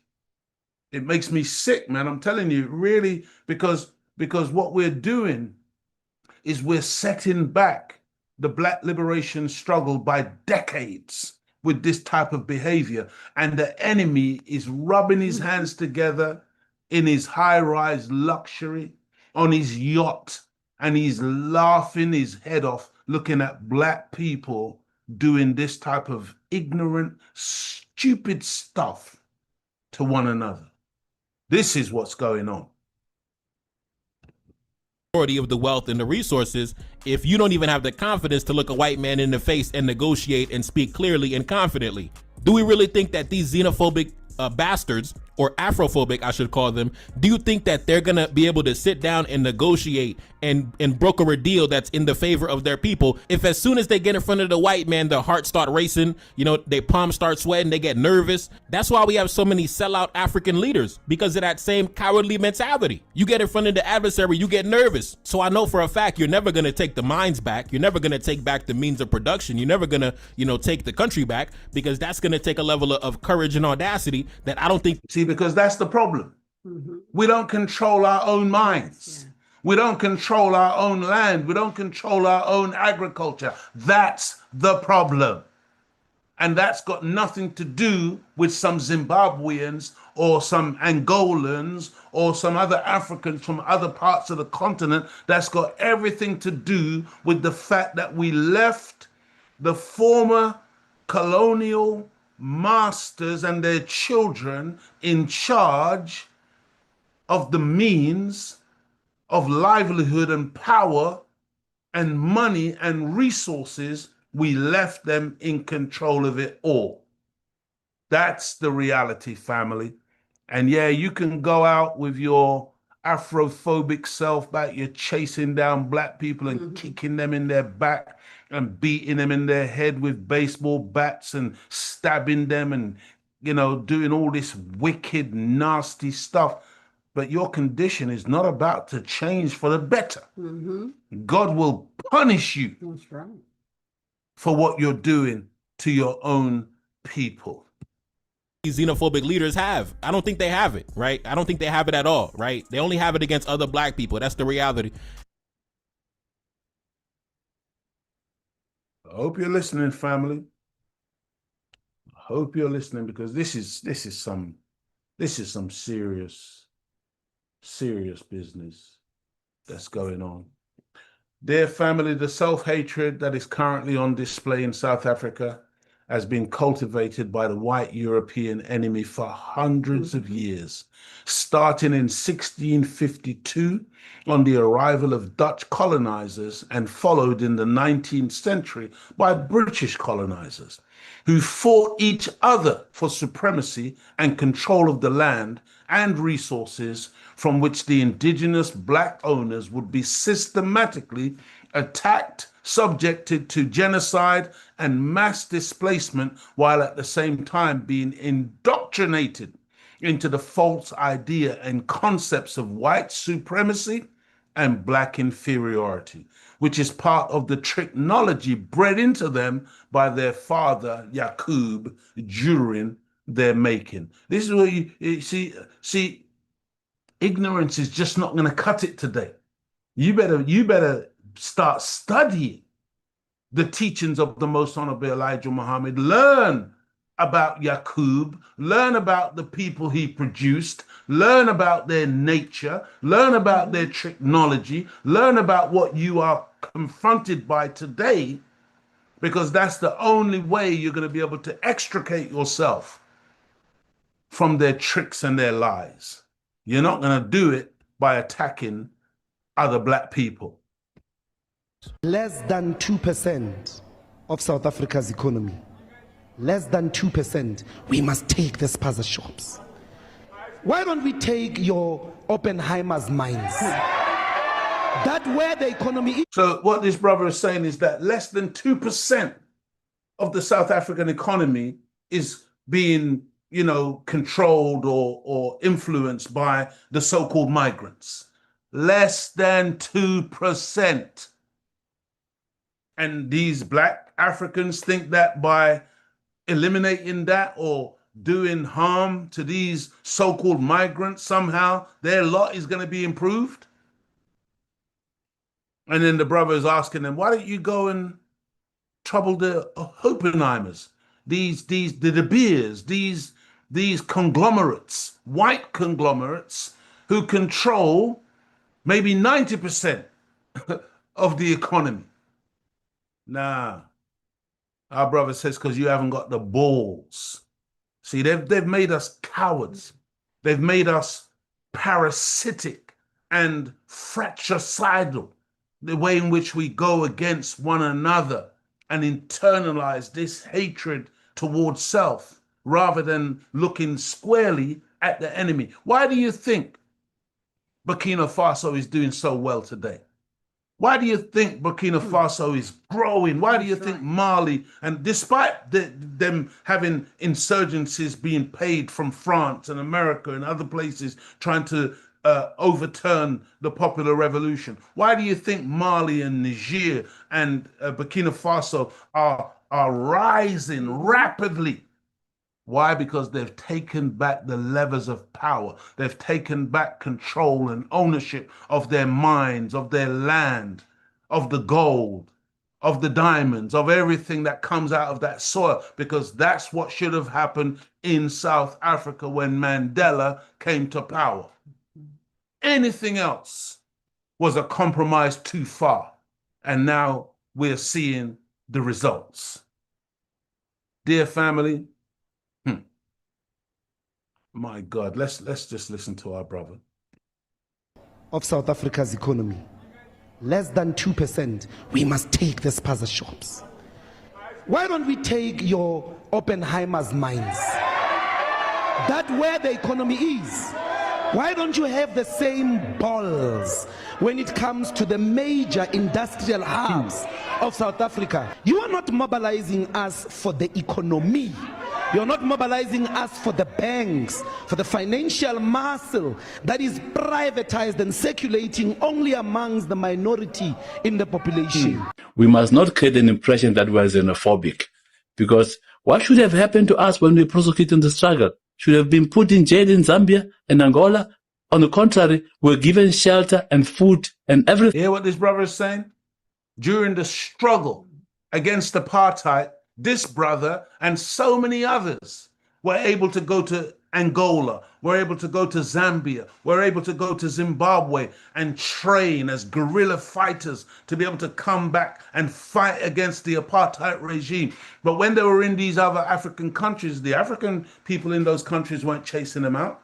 They accommodated them. They allowed them to get their guns and to train with their weapons and to do what they needed to do in order to go back and fight for the liberation of South Africa.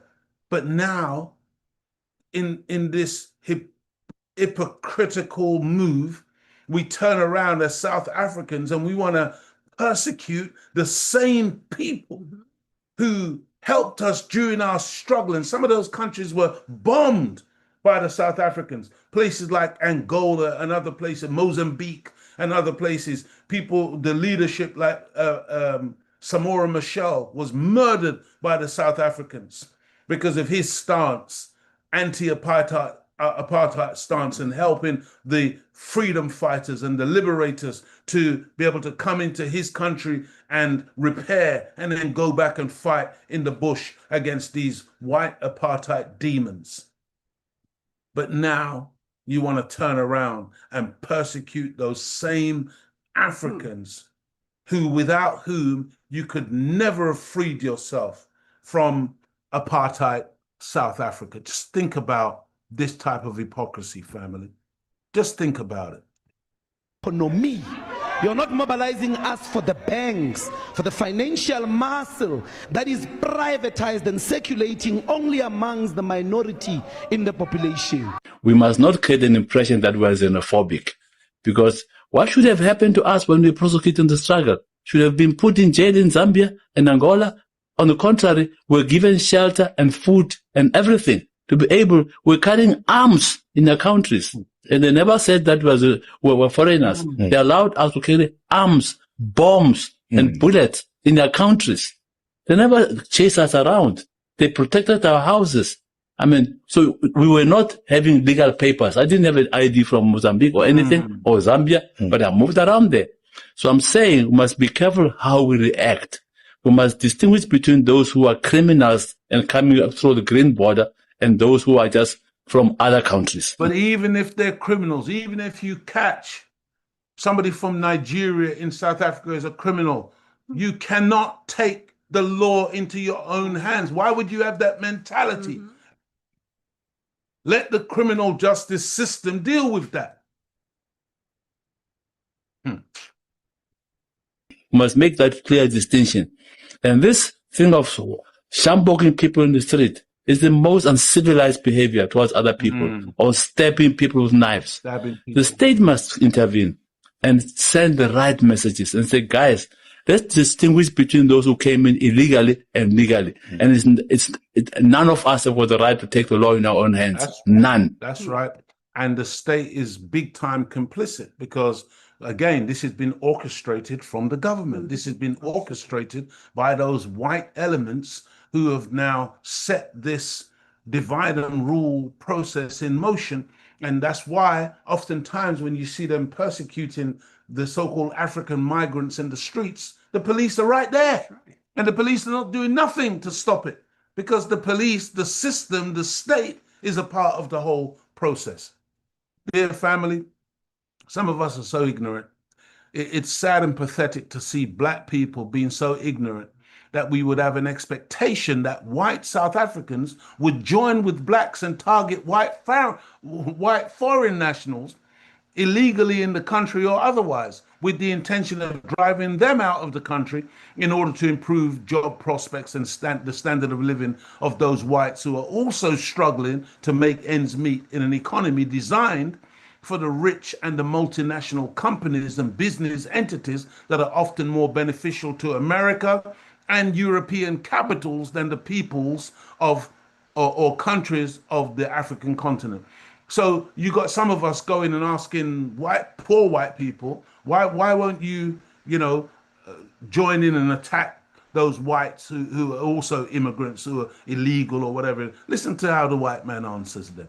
Listen to this white man. Regarding the second part of your question, also, why don't white South Africans do anything about white foreign nationals? Well, excuse me, we're not in government. That's not our job. Secondly, first of all, that's a lie. They are in government. The DA, lots of white people are in the government with the ANC influencing this type of crap that we see going on. But, I just wanted to quickly correct that because he lied when he said we're not in government. They are in government. They control the levers of power still in South Africa. But listen to the rest of his answer as it relates to why are whites not going out and persecuting other whites like these Blacks are going out persecuting other Blacks. Excuse me, we're not in government. That's not our job. Secondly, white foreign nationals are our brothers. We love them.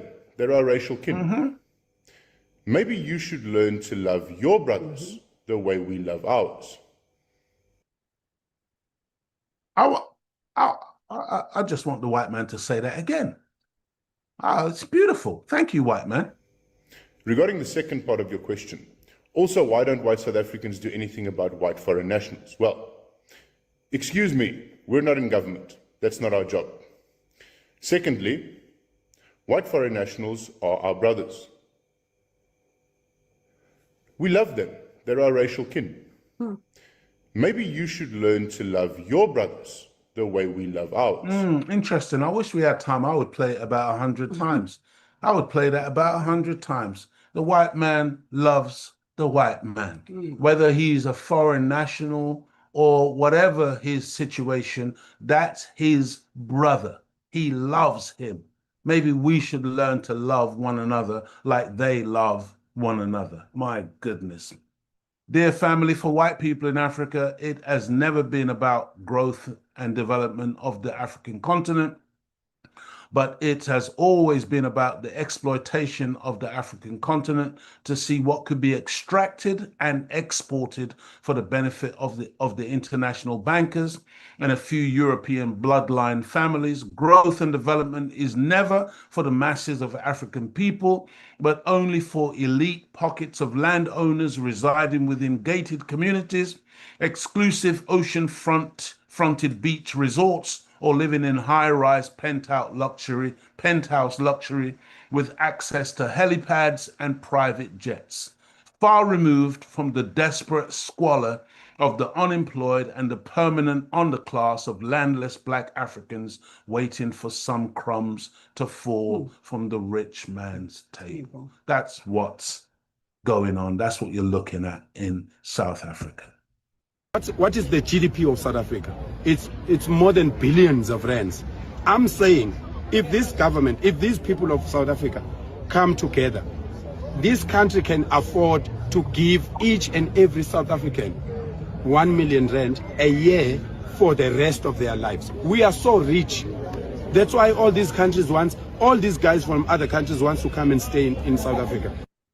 The level of ignorance of this leader, because this is one of the other leaders of this, these mobs that are out there now to deal with the so-called black foreign nationals. He thinks that the government should just give them 1 million rand a year for the rest of their life. Really? And talking about how rich, yeah, they are rich, but not for you, brother. Not for the masses of black people. You think that this government represents you? You think that you're going to be able to share in the wealth that they're taking out of the soil of South Africa every single day, every minute of the day? But that's the level of ignorance. You think that the government should just give you some money? When have you ever seen this type of reality take place? Just listen to him again, because this is also part of the mentality where they've made our people feckless, lazy, don't want to work, don't want to do anything, expecting freeness, thinking that they're going to win the lottery, thinking that somehow government is going to take care of them, when in reality the people must take care of themselves. The masses of the people must come together, because they're actually the power in the country, not these government officials. The government can only govern at the permission of the masses of the people. But as long as the masses of the people have so-called leaders like this who think that the government should be giving away some free money and they don't have to do anything for themselves, what did the Honorable Elijah Muhammad say? Do for self or suffer the consequences. What is the GDP of South Africa? It's more than billions of rands. I'm saying if this government, if these people of South Africa come together, this country can afford to give each and every South African 1 million rand a year for the rest of their lives. We are so rich. That's why all these countries want, all these guys from other countries want to come and stay in South Africa. All these other guys want to come and stay in South Africa. So you're going to drive them out because we are so rich. Who? You're not rich. That's right. The Oppenheimers may be rich. The De Beers may be rich, but you're not rich and you're not going to get any of it. My God. Sad, man.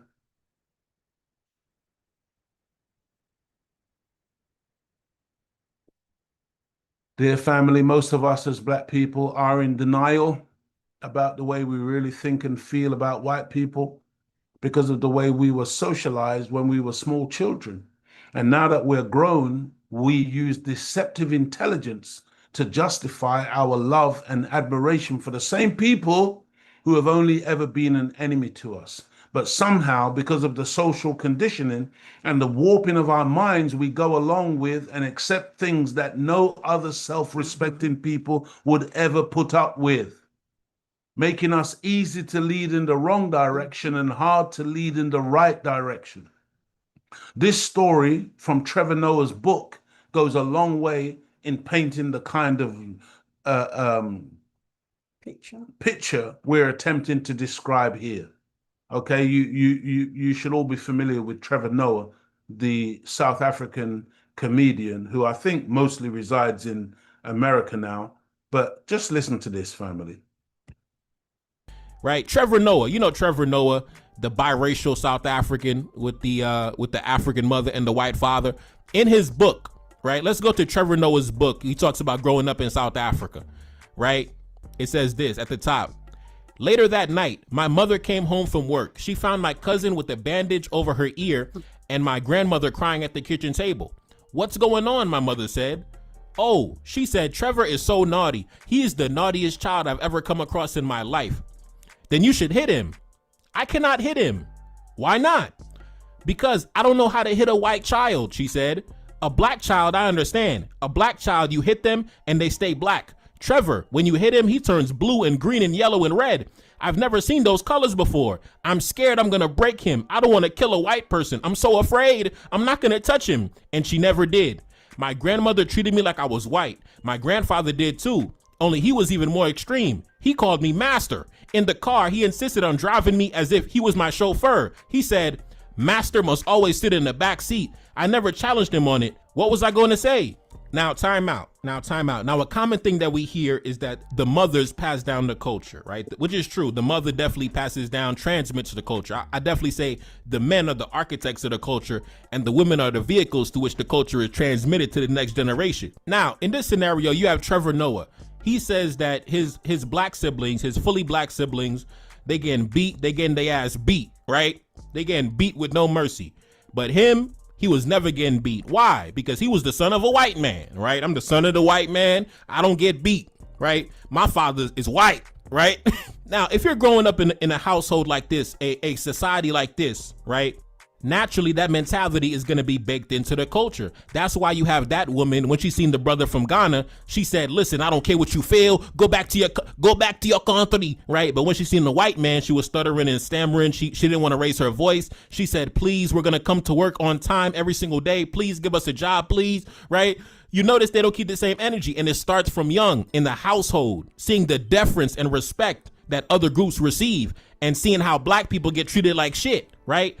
Trevor Noah's own mother said, I have no problem beating on a black child, right, with a black father. If the black child has a black father, I'll beat the shit out of the child with no mercy. I don't care. But the son of the white man, I don't want to hit him. I don't want to touch the white man's child, though, right? I don't want to hit him. So the same thing applies when you look at this whole, the black foreign nationals, go back to your country, right? But when it comes to the white man, you know, you like a little church mouse, right? It's really something that's baked into the culture and the society. And really, it's not even only South Africa. Really, any movement, any ideology that promotes black self-hatred, automatically you're going to know the same energy is not going to be kept with other groups ever. Never, ever, ever, never, never, never. You know, family, see, again, I hope we appreciate the level. Who wrote this? B1 C says these were traumatized people. Absolutely. That's the point. You got to understand the level of destruction and traumatization that has been inflicted and how it's not over, family. It didn't end when they said slavery ended in 1833. It didn't end when they said apartheid was over in 1994. It doesn't end like that. That's why reparations is so critical. Not some white man giving us some money, but us going through a process of self-repair, us going through a process of self-improvement, us going through a process of reclaiming our own, accepting our own, learning once again to love one another and to build one another, to rebuild the black family, rebuild the black community. What did the Honorable Minister Louis Farrakhan say recently?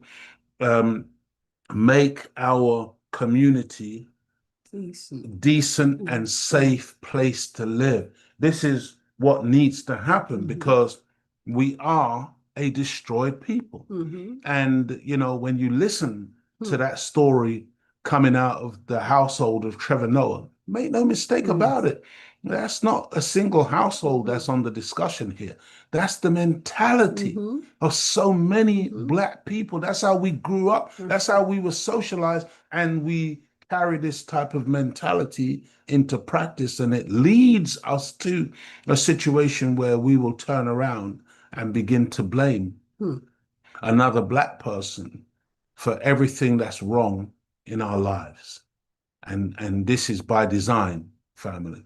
This is what we are witnessing taking place right now in South Africa. Dear family, we have showed this horrible video before, but unfortunately, for the purposes of making a point about our terrible condition, it must be shown again. Just imagine in this modern day and time, a grown black woman at the prospect of meeting a 77-year-old white man called King Charles III. She becomes completely discombobulated and loses her mind and ends up crawling on her knees just to touch the hem of his garment. And she is screaming and laughing incoherently. And then we wonder why we are mistreated so badly all around the world by almost everyone. Such a display was beyond shameful. See, as long as we got our people behaving like this, as long as we got these so-called leaders in Africa who bow and scrape and are terrified and scared to death Negroes, when it comes to our open enemies, man, we will, it's gonna be a long time, family, before we're able to free ourselves.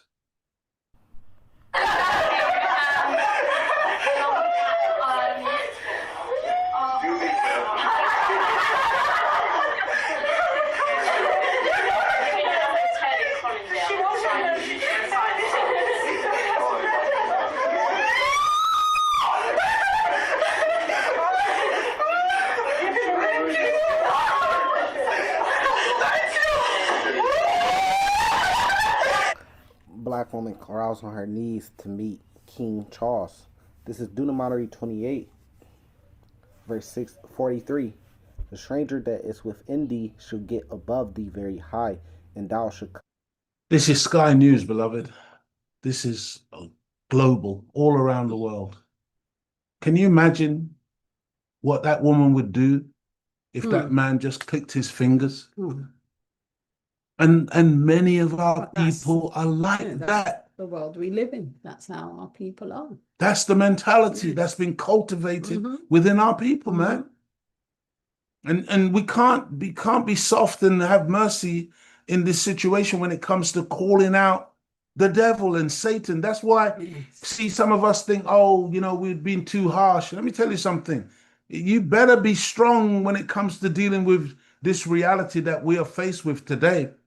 Because our people, so many of our people, they have gone. They have gone. Okay?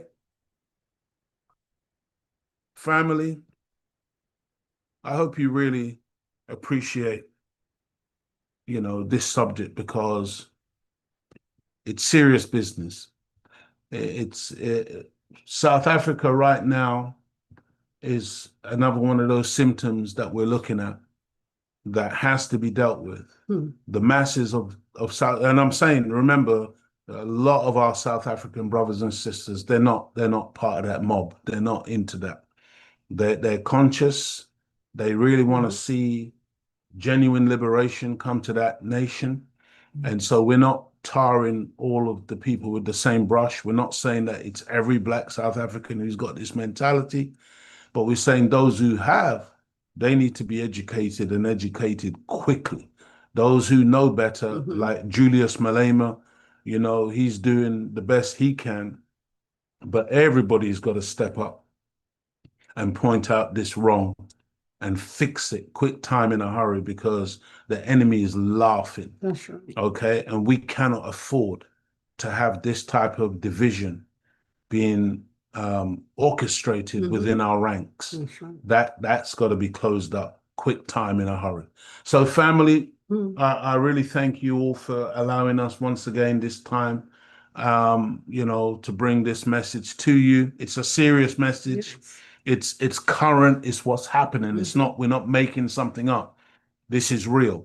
and it has to be nipped in the bud. It has to be dealt with. And those who refuse to deal with it and those who want to perpetrate it and carry it on, it's because of self-hatred. It's because we hate the idea of black people being free, and such ones have to be dealt with. Thank you. May Allah bless you as I greet you in peace. Assalamu alaikum. Alaikum salam. Praise be to Allah. And that actually happens all over the world, because I've heard black people here talking to white people saying, yes, these foreigners need to go back to where they come from. No, absolutely. Exactly. That's what we do. Yeah, we take on Yes. the same mentality, the same attitude as the white man. Oh yeah. Big time. Yes. You know, we got black people here, big time supporters of Ukraine against Russia and you know, part of that whole emotional madness where the Ukrainians, oh my God, and those same Ukrainians that were persecuting black people at the outbreak of that war and preventing black people from getting on trains and buses and being able to get out of the country. But we got black people. That's right. We got black people the other day when they were marching here, Tommy Robinson and all these devils and black people out there with covered in Union Jacks talking about they support Tommy Robinson and support these far right nutters who are just trying to create mayhem and they hate black people. That's right. That's right. I mean, it's sick. That's why it's the hardest job. It's the hardest job ever given to any man in the annals of history. Right. Raising dead people to life. Because you could only be like that. You could only have a mentality like that. That's right. If you're deaf, dumb, and blind, That's dead right. to the reality of the time and what must be done. Elder Crawford says, you cannot free a slave who has fallen in love with his chains. Yeah, with his master. I think it was Harriet Tubman who said she could have freed more slaves That's right. if they would only just believe that they were slaves. Right. Imagine they're in slavery, but they felt good within that. You've even got some black people who are saying it was better under apartheid. I mean, family, let me tell you something. Anyway, praise be to Allah. Thank you, Brother Leo Muhammad, for that. Praise be to Allah. Yeah, quite impressing. That Guanahak says, Kemi Bedenoch. That's right, brother. Oh my God. Talk about a white supremacist in black skin. Yeah. She is determined at every opportunity, every juncture to outdo That's right. the white supremacists, to prove that she's more white supremacist than white people. My God. See, but this is what happens. This is what some black people have to do to get into these higher echelons of power. The Uncle Thomas. Yeah. Yes. Yeah. Go ahead, Sister Claudia. Yes, praise be Brother to Leo's finished now. Yes, Thank you, praise be family. to Allah. Assalamu alaikum. Walaikum salam. On that note, family, do not forget to subscribe to the Final Call newspaper, the only newspaper that is unbought and uncompromised, where you can find the truth of what's really going on in this world today.